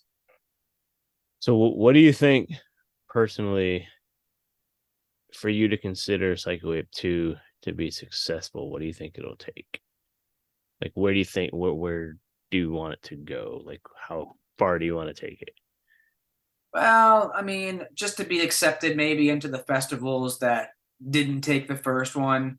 I lost count at this point just because I've been to a lot of conventions and stuff over the years. But I want to say we've probably sold about 700 DVDs of the first movie. That includes like the original Kickstarter as well. And with that original Kickstarter, I want to say we probably sold about 200. So that means we've probably sold at least 500, like, in addition to that original Kickstarter. So if we can do that, with the sequel, then that would be like successful to me. That means it like reached the same amount of people as the first one. It would be great to sell more copies if, if we doubled that number, that would be great. But, it's just a matter of like, well, again, also, Tubi, we've been having trouble getting the first movie onto Tubi. So if there's a chance where we can get the second movie onto Tubi, like, that would be great. That would be, in my opinion, a success. Right. Do you think that would cut into sales of the physical copies if people knew it was coming on Tubi? Yeah, I would say so. But, we would get paid through, the ad revenue and stuff like that. But either way, I mean, I think what a lot of people do, a lot of filmmakers, they put their stuff onto Tubi sort of knowing that if like someone watches it and really likes it, then they might go and actually buy a Blu-ray or something, Right. Or be on board for the next project. Yeah, or if they see the second one on Tubi and they're a fan, maybe they'll go and buy a copy of the first one or something because the first one's not on Tubi. So, it could just be a good thing. No matter what, I think just having the movie available on any sort of platform or streaming service, it could be good, like, backward exposure. Yeah. Good exposure, because they could backpedal and buy the first one, or they could then donate to some campaign for the third one. Just as long as they're aware of the film, any of them, then I think that's just good. Right. So what is your favorite part of the whole process of making a movie? I like it when it's done, and then I can go to and just finally sit down and watch it. Yeah. Yeah. And I like to go to cons and like tell people about it. I like the traveling aspect of like going to conventions out of state and going to screenings and stuff out of state. That's really fun for me. Um, that's it's an adventure. It's being able to like set up shop out of town somewhere. Like I go to Pittsburgh a lot, so I really like the excuse of like traveling to Pittsburgh from Michigan to try to sell copies of my movies and seeing my other filmmaker friends and stuff like that. Like that's the part that I like. Is it's sort of like the writing is fun and then selling it. But the actual like production is it can be kind of a headache, especially if it's unnecessarily elongated like the first one was. Like I said, we had to put the first movie on pause for like 6 months because of the pandemic. And it was like, are we ever going to finish this movie? Is it ever going to be done? That's kind of how it felt for the longest time was the first Psycho Ape was stuck in limbo for a long time because of that pandemic. All right. To speaking of stuff being kind of stuck in limbo, what's the latest on the Frankenstein film? I have all of the props that I need. I'm still buying additional ones just because, just for fun. I every time I've gotten like enough money together to shoot that, usually something crazy happens. Like last summer, I caught shingles in my left eye, and all of the money that I like had personally saved up for myself, I had to spend it on medications and an eye doctor because every visit cost me $50. And I had like open cuts directly on my cornea, and I had to get specialty eye drops, and I had to buy a new pair of glasses. I can't wear my contacts anymore because now my eye is too sensitive for those. So then as soon as I was like over the shingles, I caught COVID. So my summer last year was totally just stolen from me. I couldn't do anything. I couldn't work. I couldn't work my day job, let alone make a movie. And so all the money that I'd saved up for myself, I had to spend it on rent because I didn't have any income coming in. And I had to spend it on all these medications for COVID and shingles. And so that really sucked. I was basically back to square one, no funds, nothing. So for the last year, I've been saving up money again. It's my own personal money, my own personal funds, because I did raise money a few years ago, but I spent it on props. I have a dozen Frankenstein costumes and a dozen Frankenstein masks in my living room closet. They've just been sitting there. But, that was the initial money I raised before was all spent on that stuff. So now I'm using my own money to kind of just put it into the stuff that's left to spend money on. And because I want to make it cool, it's still going to be super low budget. It's going to be made a fraction of, what Psycho Ape 2 will be shot for. Like we raised $14,000 for Psycho Ape 2. Frankenstein will be more of like a $3,000 movie. And a lot of it will come from like my own personal, just, it's my cash that I'm kicking in, plus like the money that's already been spent on costumes. So it's just kind of a combination of Kickstarter money and my money. And I'm hoping to film that later this fall, so I'm hoping that like the energy, because I haven't shot a feature in, 3 years. So I'm hoping that the energy from Psycho Ape 2 will revitalize me and get me back out there filming stuff because, just my own health problems have really prevented me from being able to shoot stuff. That'll even just having health issues for that long will just fuck you up, like your mental well-being too. It's like you just lose that kind of drive, so you need a spark. And I think I lost my spark for a while. That's really what it was. Is I lost my confidence, I lost my spark. So I didn't really think that I had anything left in me to say, or do. I kind of thought like, man, I'm done. Like I have to make this Frankenstein movie. Like I owe it to the people who donated money to the campaign, but I just don't know if I can do it. So I have to spend my own money to like buy additional props to make it cool. I don't know, but I was at a really low point last year where I was so sick. I was in such pain just physically from my eyeball having like, Yeah, shingles on it. that And sounds fucking awful. it was terrible. It was a full month of agony. I could have gone blind in one eye, if those shingles had like cut my eye like completely open or something, I could have been blind. But luckily we caught it in time before it got super bad. It was bad, but it was treatable. And as soon as I recovered from that, I caught COVID. So it was just back to back illnesses that really put me in a bad state mentally and physically, where I was just like I don't know if I can like make movies anymore. Like I don't know if I can like do anything anymore. I was stuck at home all summer last year, couldn't go anywhere, couldn't do anything. I had to have like my roommate drive me around, like my mom pick me up and take me to my appointments because I couldn't drive. I couldn't see out of one eye. Yeah. So last year was terrible. And I went into this year kind of hoping that it would be better.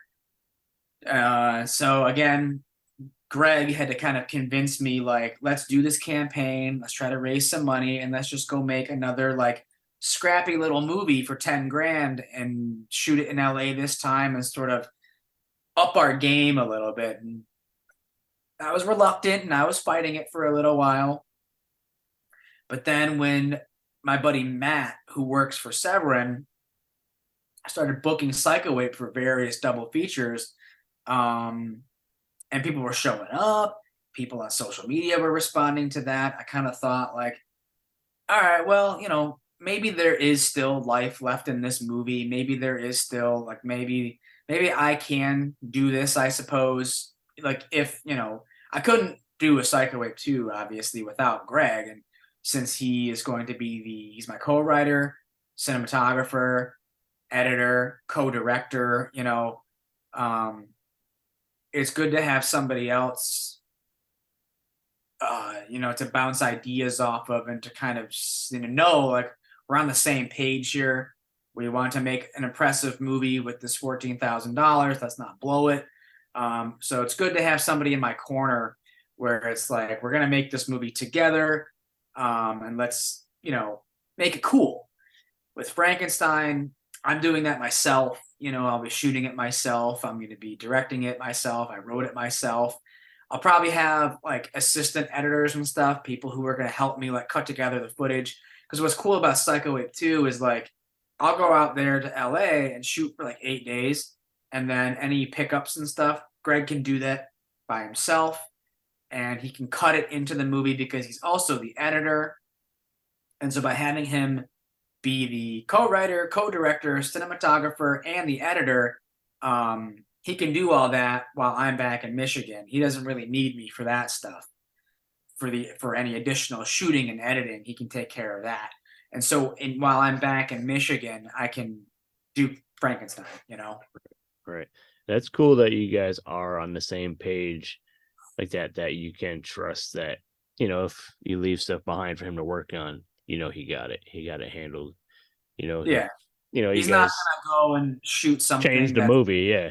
He's not gonna fuck it up. He's not gonna, Yeah. because it's like he doesn't want to fuck up the movie, and why would he? He wants this to be impressive as well because he's got, his other film, Bad Brain, in post-production. He's cutting that. He's also got some additional photography for that he has to do.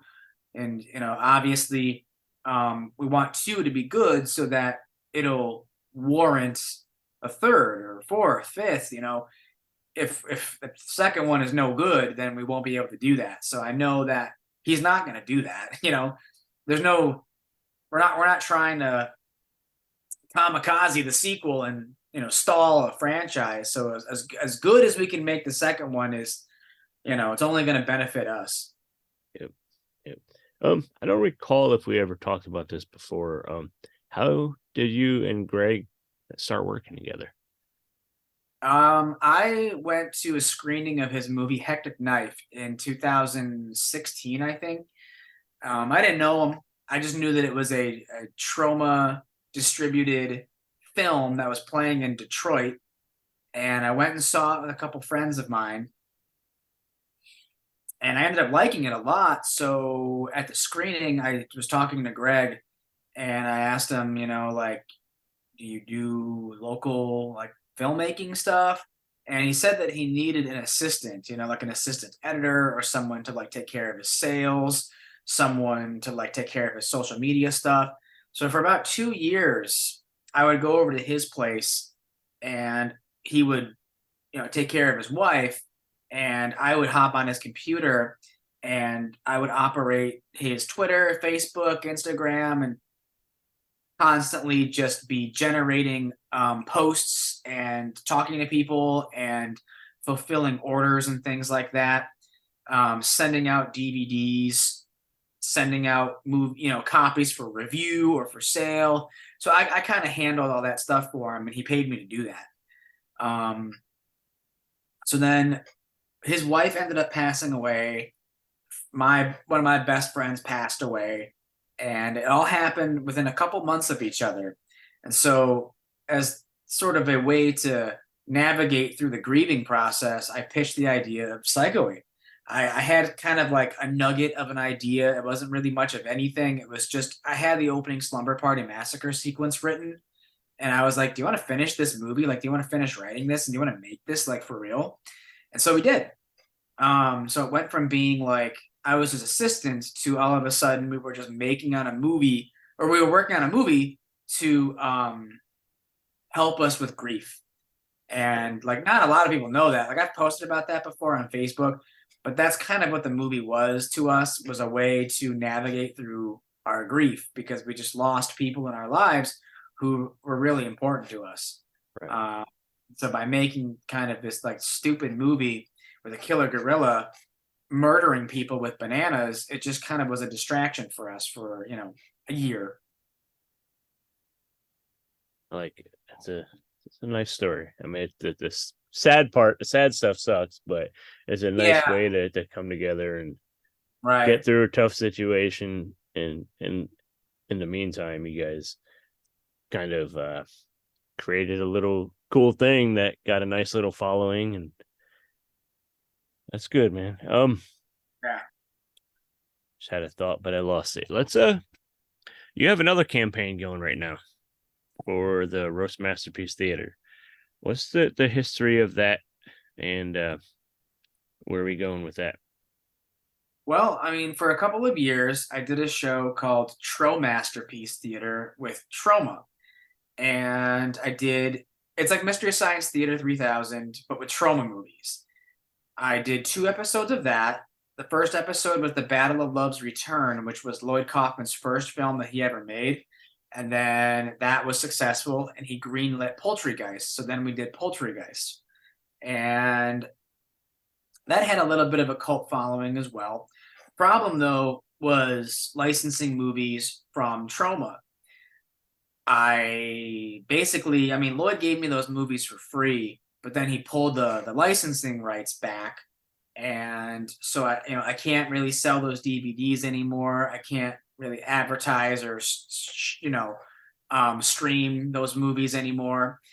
So I was a little upset about that. That was kind of a bummer. I worked really hard on those, but they're his movies. So by him sort of rescinding the licensing rights, I was left with, just these characters, these puppets, me and Corny and Reilly, and the movie theater. And I want to reboot the show, but I want to call it something else. I don't want to be tethered to just one company like Troma anymore. So I'm rebooting the show and I'm calling it Roast Masterpiece Theater. But this time around, I want to license movies from other indie filmmakers, like friends of mine and stuff like that, who, are totally on board, know what I'm doing, and aren't going to be upset at the riffing of their films. And I want to be transparent with like sales, and I want to pay them and stuff, to use their movies.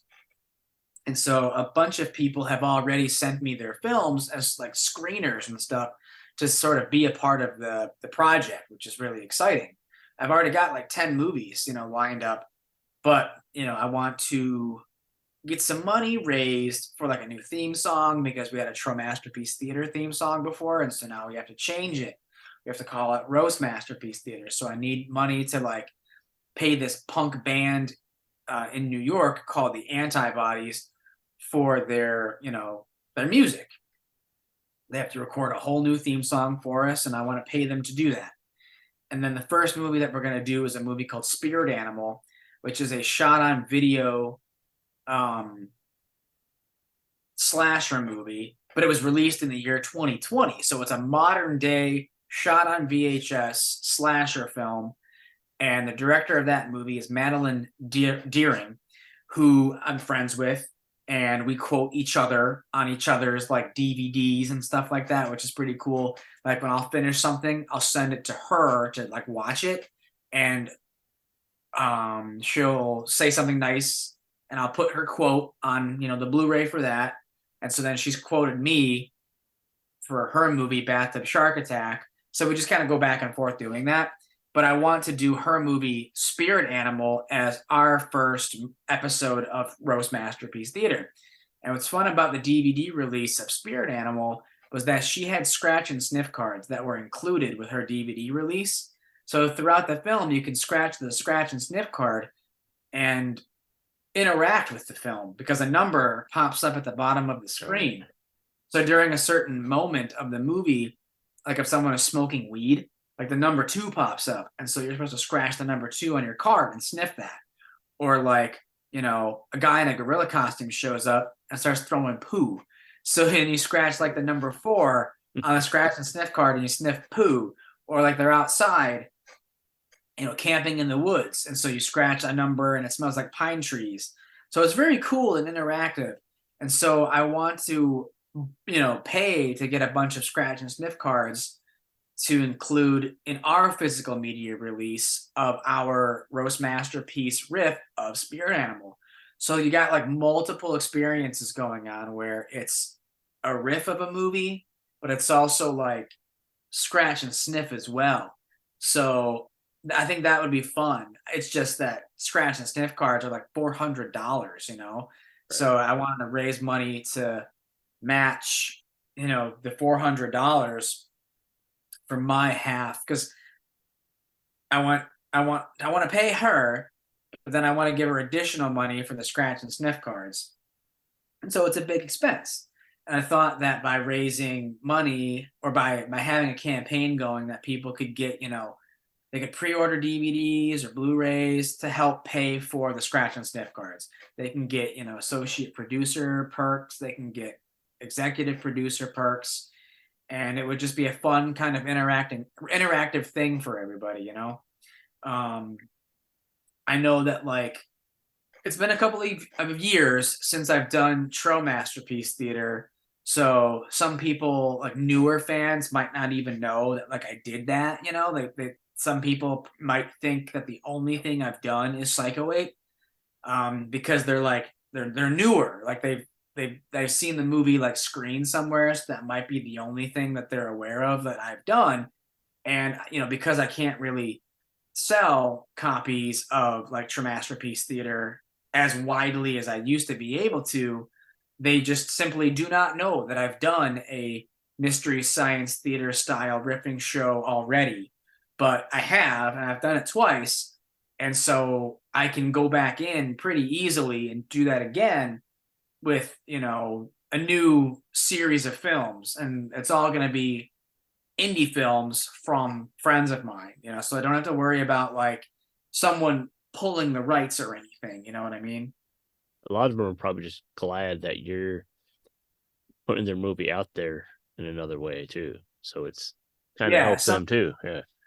Some people don't have, as big of a social following as I do. And so, yeah, it's their opportunity for their film to have a spotlight, shined on it, because, they go to the conventions, they sell their copies, but with Psycho Ape, I've gotten kind of a big cult following because of that movie. And so it's like, well, that's great and all. That's cool that people want to see like Psycho Ape 2, but it's also like, that's not the only thing I want to do. I want to do my movie ripping show again. I was really proud of those 2 episodes that I did for Trauma, and I still have the puppets. It's just that they're sitting in my closet collecting dust, you know. They're not going to last forever, and I'd like to be able to use them again, but this time for movies like Spirit Animal or some of the other movies that my other filmmaker friends have sent to me, you know. Right. And I think the using the cool gimmick like the scratch and sniff thing, it's kind of a fun way to relaunch your series too. I thought I was kind of, With a cool gimmick, yeah. I like because I'm a it. big fan of Mystery Science Theater, obviously, and last year they did a gimmick for one of their newer episodes, where it was a 3D episode for the first time ever, and it was a Halloween special. So if you were a backer for their like Kickstarter that they did a few years ago, you got a pair of 3D glasses that they mailed to you. So when the episode aired, you were supposed to wear your 3D glasses and like the movie popped out at you and stuff. So it was pretty fun. It was really cool. You know, so there was like the riffing, 3D. It was a neat experience. So I kind of thought, well, I can't really do 3D, but I can do scratch and sniff. You know, I can buy some cards and throw it in the DVD or Blu-ray or something. And if someone wants to buy a digital copy, they can do that, and I'll just mail them a scratch and sniff card, you know? Right.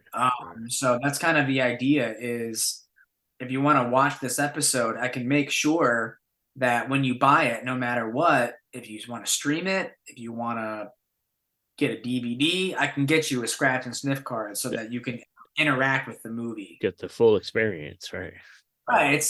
It's the riffing, but it's also, yeah, I mean, if you want to scratch and sniff along with everybody else, you can. You know, I'll make sure you get a card, you know. It's just making sure that I can afford those cards. Right. So even if we don't raise the money through the Indiegogo, because I think that some people are just kind of fatigued from having already spent money on the Psycho Wave 2 campaign, that's fine. I still work 6 days a week, and I'm an Uber Eats, Grubhub delivery driver. Right. So I'll funnel my own money into my own projects. That's just what I do. It's what I have to do if I want to get this stuff made. I don't care, you know. I could not funnel $14,000 into like a Psycho Wave 2. That's not feasible. But you know, a couple $100 here and there for like scratch and sniff cards or something, or getting Blu-rays manufactured, I can do that. Yeah. You know, that's no sweat for me. All right, we'll make sure to put a link up to that campaign so people can check it out and get in on that. You've mentioned Mystery Science Theater a couple times. It's safe to assume that's probably one of your biggest influences. What are some of your other influences in entertainment? Well, I mean, trauma was always a big thing, you know. That's why I even got into Trauma Masterpiece Theater in the first place, was because I was so familiar with the Trauma catalog that I was able to pitch the show to Lloyd Kaufman and say, like, I want to do Mystery Science Theater meets Trauma.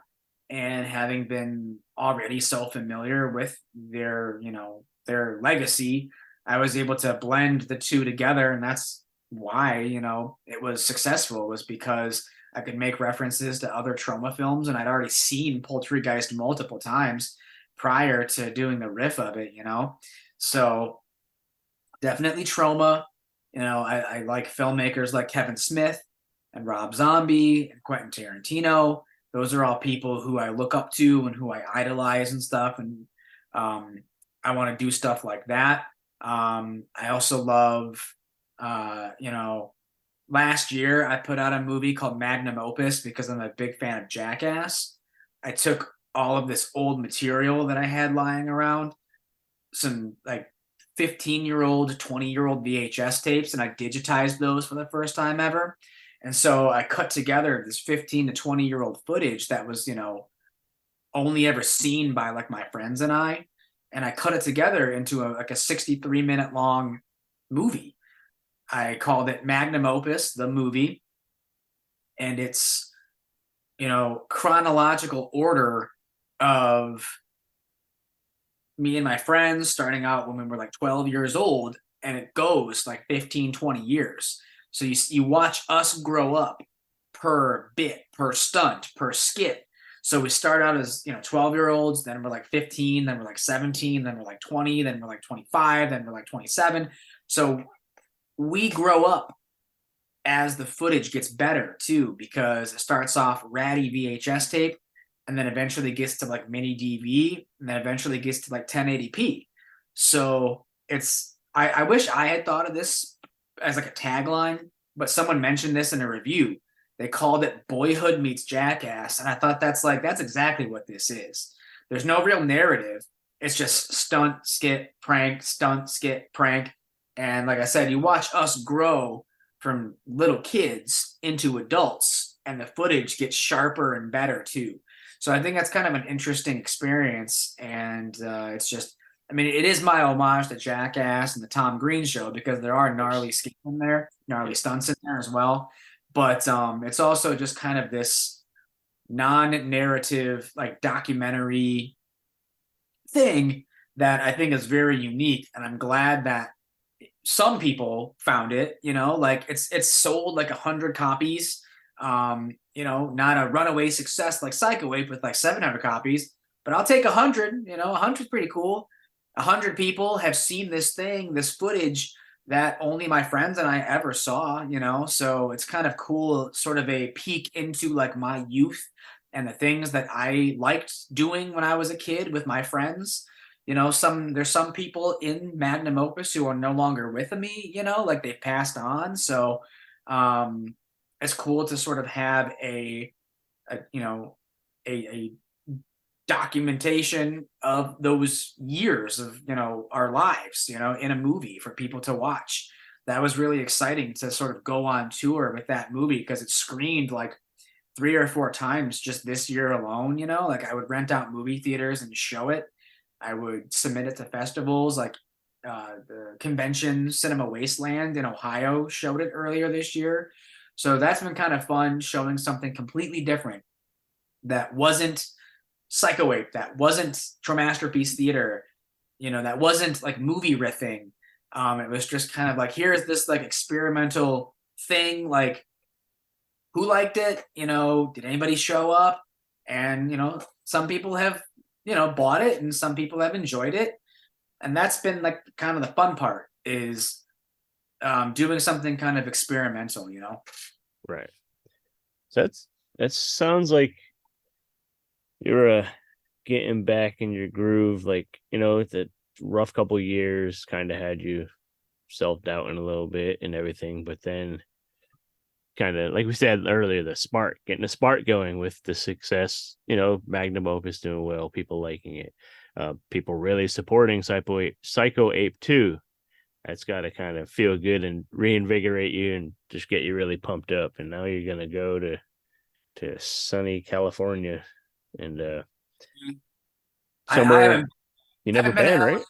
Maybe like 2016, I think. So it's been quite a few years, luckily Greg's been living out there for 3 years, and we're not gonna go in kind of blind or anything. Like when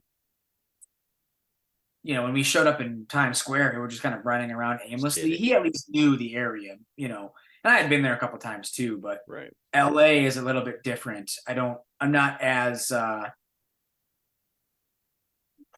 not as knowledgeable of the area as he is. That's been his home for 3 years. So it's gonna be cool to just show up and be like, okay, what are the locations? What are the spots? You know better than me. Let's go. And I think you guys are pretty loose with the script and stuff, but you guys have money invested in it, and the time crunch is going to keep you on track, and but you'll still be able to have fun. This time as well, we also are paying attention to our spending. I mean, the first movie, we made like $7,000 in a Kickstarter, but we blew through most of that filming in New York, because the New York leg of shooting was first. And so we were going out to eat every night and just spending money and spending money and spending money. And it was like, holy shit, we don't have any money left. Right. This time around, it's like where we carefully tried to budget it the best we could. But again, when trying to book an Airbnb for a group of people, that's $1,200. This courtroom set was like $2,600, but like $1,500 of that is a security deposit, which we'll get back, and then we can like pay off some other stuff like once we're done shooting and everything. So it's a lot different. Just budgeting the movies a lot different than the first one, because the first one was so like fly by the seat of our pants. And this one is like we had to carefully sort of count each dollar and make sure that we weren't spending it on anything like extraneous, you know? Right. So is the banana budget going to be bigger than the first movie? I don't know. I mean, bananas are cheap. Yeah. Like, Yeah, they're pretty cheap. but probably, I mean, I don't know if we'll see more bananas, about the same, I suppose. Because what ended up happening with the first movie was we would buy so many of them, and we would only film like one day a week for like the random kill scenes, that I would overbuy like 1 week. And so then by the time we got to like the following week, they were all black and gross. So then I'd have to go back to like the grocery store and buy more, and I was just wasting time and wasting money.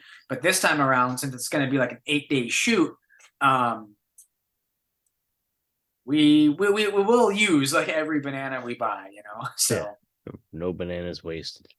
no, not this time. It's not in the budget this time to waste any banana. Or if not, just pass them out to homeless people or something. And luckily, again, you can get like, you know, a bunch of them for $1. You know what I mean? Yeah. I mean, I don't know. I don't know what LA bananas cost. Who knows? Might be a little more. Might be a little more. I don't know. Right. We'll have to just reuse the same few over and over again. Right. Well, hey man, it sounds like things are gonna turn out pretty well. Things are shaping up. Personally, I'm excited for Psycho Ape 2. It's a long time coming. Roast Masterpiece Theater. I personally haven't seen the original show. I'm gonna have to somehow find a way to see it. Seen Show Masterpiece. I haven't seen Show Masterpiece. I'll have to figure that out. I'll have to get me a Troma free trial or something and watch it one week. It's probably streaming, I'm sure. I thought you'd seen at least maybe the first episode or something. No, I hadn't. Oh, okay. But I'm definitely looking forward to the Roast Masterpiece Theater series. I think I might have kicked on the campaign already. I don't know. Either way, I'm gonna put the link up so other people can get involved in that. What's the end date for that campaign? Do you know off the top of your head? I don't even know. I think it's like maybe 17 or 18 days or something like that. Right. So basically close to the end of August. Something like that. Yeah, I think actually, you know what? It might be August 25th, which was just kind of a weird like coincidence, because that's day one of filming Psycho Ape 2. Like I didn't do that on purpose or anything. It was just like if the Roast Masterpiece campaign ends on like day one of Psycho Ape 2 shooting, like that just kind of works out, you know. That's kind of cool. Yeah, because that way you could focus all your energy on Psycho Ape. And once the campaign ends, you kind of put it on the back burner for a minute and focus on one thing at a time. It's hard not to, though. It's hard to kind of spin too many plates, but I like that. You know, that's just kind of how I operate. It's just kind of how I've always operated, because I just have ADD or something. But same. Again, because I'm not 100%. It's not 100% like just my job to make Psycho Ape 2. You know, Greg is another like 50% of that. You know, he's going to be editing the movie as well, and he's going to be shooting it. So he's only going to be shooting shots that he particularly knows he's going to use while in editing. So that's going to be on his plate when I come back to Michigan. And so I won't really have to worry about that side of things. You know, I'll be worrying about like, Frankenstein and Roast Masterpiece and stuff, because Roast Masterpiece is already pretty much written. We've got 21 pages of jokes for Spirit Animal and everything. It's just, I just needed to raise some additional money to cover the cost of like the scratch and sniff cards, and paying, the director some licensing money, and paying the antibodies some money for a theme song. Like, I don't need $10,000. I don't need $14,000. I just need a couple $100 to cover all this stuff, you know? And then because Indiegogo takes a fee, you know, when your campaign ends, like I bumped it up a little bit to cover that fee if they decided to take like a larger bite, you know? Because that was something that surprised everybody was, you know, we raised that 14,000, but Indiegogo took $1,100 out. So Yeah. already a big chunk of our budget was eaten up just by Indiegogo, you know? So even though we say like, yeah, we raised 14,000, subtract 1,100 like right out of the gate because they take a big fee.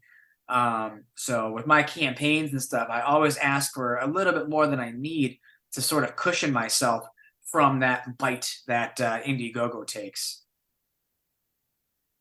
Right. Before we get ready to wrap up, I have one more roast masterpiece kind of question. What is your process for putting together an episode of that? Like, do you watch the movie on repeat and jokes pop in your head and you write them and process elimination and keep the good stuff, or do you have like a certain routine? I've done it two different ways. For the two episodes of Masterpiece Theater, I would either invite friends over to my apartment and we would just watch the movie one at a time. You know, like I would watch it with one group of friends, and then I would watch it with another group of friends, and then I would watch it with another group of friends. Or I would like go over to somebody's house and bring the movie with me and just kind of plop it down and say, we're going to watch this and I'm going to document what you say. Because I ended up watching, you know, The Battle of Love's Return and Poultrygeist 10 to 12 times each. But what ends up happening with that is a lot of people just end up repeating the same kinds of jokes. And I was like, I guess I'm done watching the movie if people are just saying the same things. And like they were unrelated to each other too. Like it wouldn't be even in the same like movie viewing sessions. It was just sort of like, well, I guess, you know, this movie's taps. You can only make so many cock puns with, you know, Poultrygeist and stuff. Like everybody's just started doing the same kinds of jokes. So I was just kind of like, well, I guess we're finished. But this time around for Roast Masterpiece, I did not want to watch Spirit Animal 12 times because it just, I would get so sick of those movies. Because when you watch something 12 times, no matter how much you love that movie, you're going to get sick of it fast. Yeah. So with this, what we did was my two friends who I'm watching the movie and writing jokes with, who are doing the voices of the puppets, Corny and Reilly, we broke the movie up into like 20-minute chunks. And over the course of like a month and a half, we would get together once a week and we would watch those 20-minute chunks, which actually took like 2.5 hours because I would pause the movie every like 15 to 20 seconds. And I would just say, does anybody have a joke for that 15 to 20 seconds? You know? And we would write something. Even if it wasn't great, it could have just been like a placeholder joke and then we would move on. And so that way we had our bases covered where every 15 to 20 seconds we would have a joke, no matter what. And then we would go back through and watch it again. I wouldn't really pause it every 15 to 20 seconds though. It was more of a, if anybody has like another one, or if anybody has like an alternative joke, a better one this time, let me know. But usually like that's just how we did it. Was again, it would take like 2.5 hours for this 20-minute chunk of movie. And that's just how we wrote it this time. That's how we have 21 pages of jokes. Just every 15, 20 seconds. Does somebody have a comment? Does somebody have a joke? Does somebody have like anything? I'll write it down, you know? And it's a very arduous process because you're watching a movie in slow motion. I wouldn't recommend it for like the first time you're ever watching a movie because we had seen Spirit Animal one time before and we watched it once from beginning to end without pausing, and I would write down the jokes for that session. But then for the subsequent sessions, it was pause, joke. And that's just how we did it this time. So I have not seen Spirit Animal a dozen times. I've seen it maybe 3, possibly 4 from beginning to end, but it's been chopped up, which is kind of nice because I'm not sick of the movie yet. Because then that means by the time we get to shooting the film or shooting the episode, I'm going to break that up into like 4 20-minute chunks. And so we're going to sit in front of a green screen with our scripts, with the time codes for where all those jokes are. And we're going to read our jokes sitting in front of a green screen, watching the time code on the, the Blu-ray player, making sure we get our timing right, making sure that we don't miss a joke or are stepping over each other's toes. Because I take very meticulous time code notes. So if it's like a minute and 21 seconds, you say your joke in a minute 21 seconds. Because if you miss it, someone at like a minute and 29 seconds may have a joke. You know what I mean? Or a minute and 40 seconds. And we don't want to be stepping over each other's lines. So it's kind of like I've never been in like a band or anything like that. But if people are missing notes, if people are missing chords, if people are playing their instrument too late or too soon, or if it's not working, we're going to be like talking over each other. So we have to do the rehearsal next. So we have to take those 21 pages of jokes and we have to start rehearsing them. And then we'll shoot in front of a green screen. And so that'll be broken up into, 4 20-minute sessions. And then I'm going to edit them all together. Right. That sounds a lot more work than you would think. Just sitting down watching Mystery Science Theater, it's like, oh, these guys are just sitting here having a good time. It's like work. It's real shit. Like, you really do have to sit there and watch these movies in slow motion to make sure that you have enough material. Because if you go 2 minutes without a riff, your audience is going to be like, where's the jokes? Where's the comments? These guys are boring. They're not funny. Especially if it's a very riffable movie. There's they're not always the best movies. They're not always the most gripping films. No.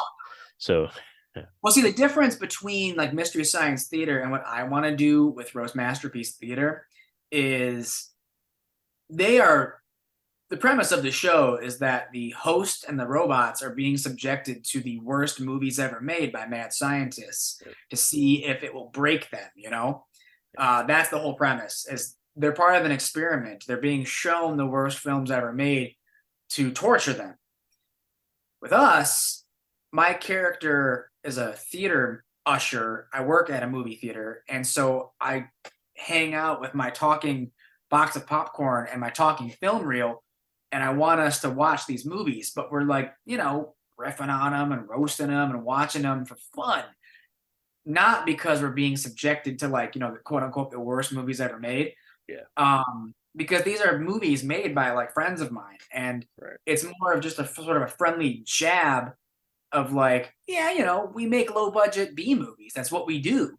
They're cheap, they're stupid, they're low budget, and here's like some jokes. It would be the equivalent of like kicking on an indie movie or like a low budget movie on a Friday night with your buddies, and you're gonna like drink some beer, eat some pizza, and here's like some cheesy nonsense. It's not the worst movies ever made. It's what you would do anyway in that situation. You'd be just watching a movie and laughing at it, and you'd be making comments along the way. I want Rose Masterpiece Theater to kind of be a celebration of these kinds of movies. Yeah. Not necessarily pounding them into the ground and making fun of them the way that Mystery Science Theater does. So that's the distinct difference I want to make with my show and Mystery Science Theater. It's still like riffing on movies. It's still like a guy and 2 puppets like watching movies at the bottom of your screen. But we're not going to be like, oh, this movie fucking sucks or this is a piece of shit. Like Mystery Science Theater does, basically. I want it to be like, this is fun. It's fun to watch these movies. Like, these are movies made by people I know. And these movies are made by, we're all in this together. We all go to these conventions together. We all are trying to do this, and it's like, if they need like a leg up or something, like, yeah, I'll license your movie and I'll pay you for it too. Yeah, we're going to throw some jokes at it, but we're not going to be totally like, we're not going to be jerks about it. We're not going to be assholes. We're not going to shit on your movie and make people think that like these movies suck. That's not the point of this. Right. I think at the same time, it's probably got to be a pretty good feeling for you knowing that these other filmmakers trust you with their movie, that you're Yeah, not gonna shit on it and you're gonna have fun with it and you're gonna find you're gonna give people more reason to enjoy it, I think so. basically. It took a long time to get to that point because for like 10 years, I did this show for YouTube called Movies to Watch in a Rainy Afternoon. And Right. I've done like 130 episodes of that. That's more like riff tracks where I show kind of like best of the worst clips from like cheesy B movies and stuff. And over the years, um, at first I would get sort of nasty messages from some filmmakers who didn't like my riff of their movie. It wasn't a full riff. It would just kind of be me recording commentary and jokes over clips from these movies, and the episode would be like 15 to 20 minutes long. It'd be more of a review with some riffing in there, not a full length riff, not a feature, and I didn't have puppets or anything. It was just clips. And sometimes these filmmakers would find my review and they would message me and it would be really nasty and mean.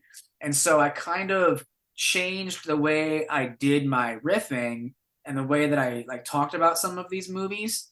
And that adjustment ended up opening the door to a lot of opportunities where people legitimately started sending me their movies because they liked the funnier jokes rather than like the harsher criticism.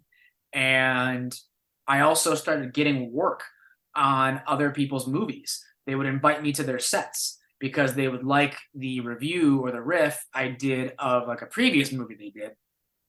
Like I did a movie called Demon Queen, which was a movie made by an independent filmmaker named Donald Farmer. And Donald Farmer shot that movie on VHS in the 1980s. And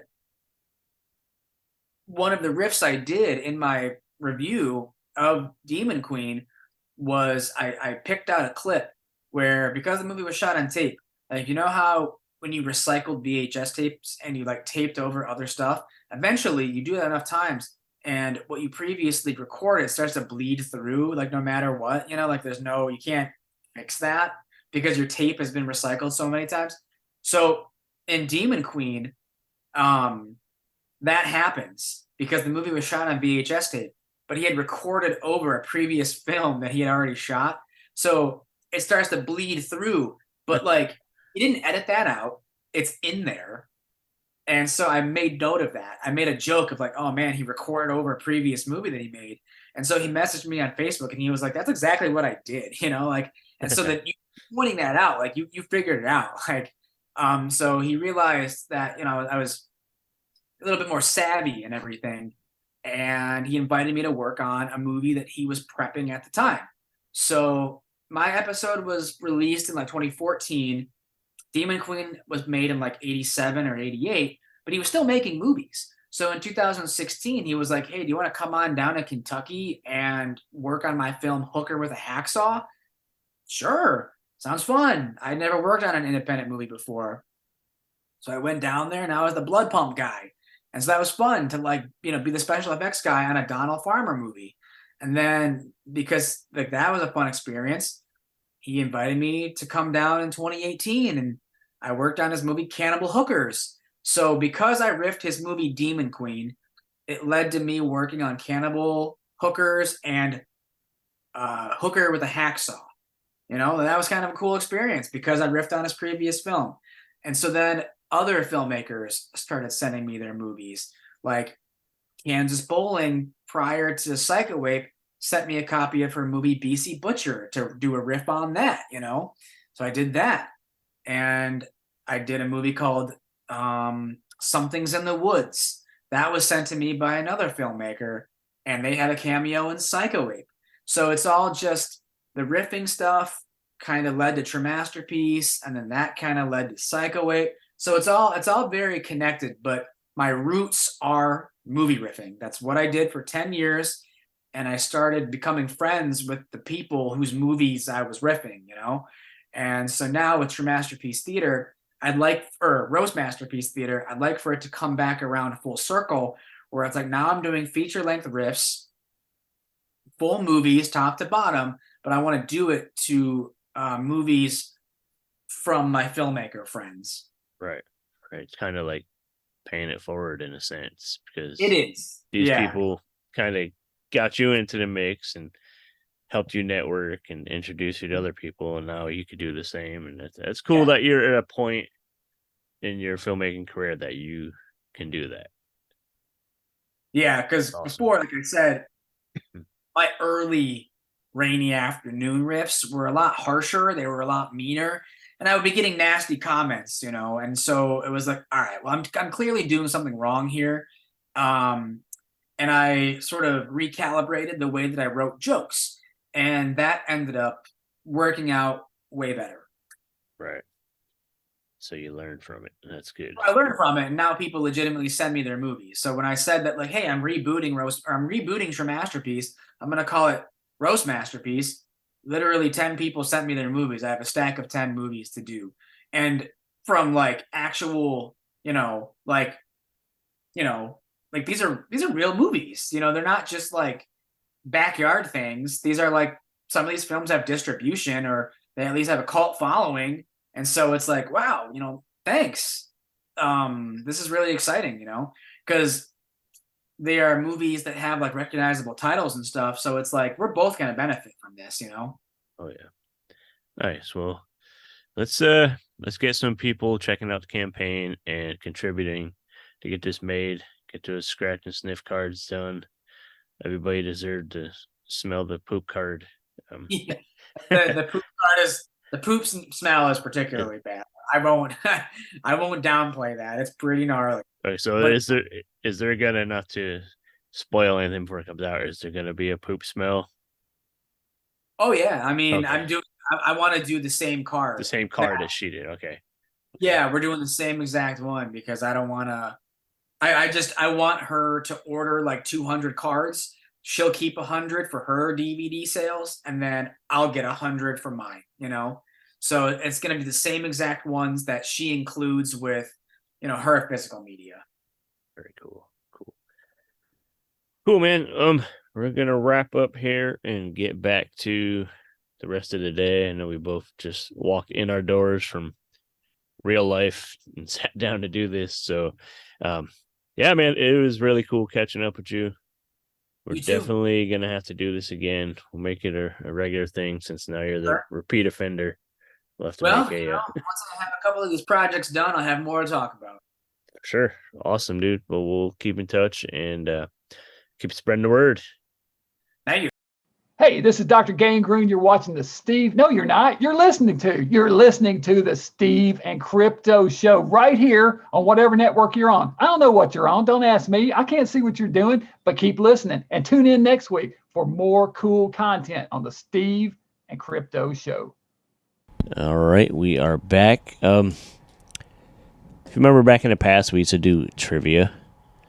We haven't done it in a little while. We're working on some new ideas to spruce up the whole trivia game and make it more fun and get you guys more into it. Because I know you guys want to answer fucking trivia. I know you guys like being know-it-alls. But nobody's answering the questions. We're trying to send you free shit. So we're going to do it a little fancier. So stay tuned. It's coming. We see the numbers. We know you guys are listening. It's coming. We know you hear the trivia. Yeah. So stay tuned for that. We're going to do more trivia stuff. In the meantime, keep supporting us. Go join the Patreon, patreon.com/SteveCrypto. You can do it for as little as $1 a month. And we're going to spoil movies and show you pictures and do things and make videos and this, that, and the other thing just for you guys. And buy me a coffee, buymeacoffee.com/SteveCrypto. Go there and leave us a tip. Buy yourself a coffee from our friends at Expedition Roasters. Use the code SteveCrypto. Get you a bag of beans from outer space or one of their other awesome flavors. They have a lot. We will be telling you guys about over time. Yep. What else? Social media. Of course, head over to Facebook, X, Instagram, and all that. It's going to take us a minute to get used to saying that. Head over to all the social medias. Look for Crypto88, the Steve Strout. Follow us through the Facebook group and promote whatever you guys are working on. Also, if you want to get some merch for the podcast, head over to our Etsy store. Etsy.com/shop/Steve and Crypto merch. Steve and Crypto birthday sale. Not That's Steve right. and Crypto. That's my birthday. Don't try to steal my fucking glory. Birthday sale. My name's on the shirt, so it's. I guess I'm getting in on the birthday festivities too. Somehow. I'm not sharing my cake. But yeah, go buy some merch. You It's got on a vanilla sale. cake. I don't want that anyway. You know what? Ryan was like, "What do you want for your birthday dessert? You want like cake or?" We always do like cheesecake or something. Ribs? And I was like, you know what? No, I want to make banana splits. So we made banana splits, That sounds fun. and that shit was good. Cool. Though it did push me past my dairy threshold for the day. Yeah. So the next day I pooped real good, but because you guys want to hear that, because we love you guys and let yous in. Did you guys just make them kind of traditional with just the chocolate and We did caramel fucking syrup or whatever? caramel chocolate, like crushed pineapple and Ooh, that's whipped nice. cream and a cherry on top and nuts and bananas and Neapolitan ice cream. Cool. It was good. Nice. It was worth the extra poop the next Extra day. poo. Yeah. Which I'm actually paying for that today too, because she had to work all day yesterday on my actual birthday. And she called and was like, "Hey, what do you want for dinner? Want to bring something home? It's your birthday." And I said, "You know what? Let's make it easy and have Taco Bell." You know where that goes. Yeah. You're only With borrowing that being it. said, I mean, you borrow all your food, but you're really borrowing Taco Bell, and not for very long. with that being said, thank you for listening to We're us. going to flush this episode down the drain. Catch you next week. on episode 124.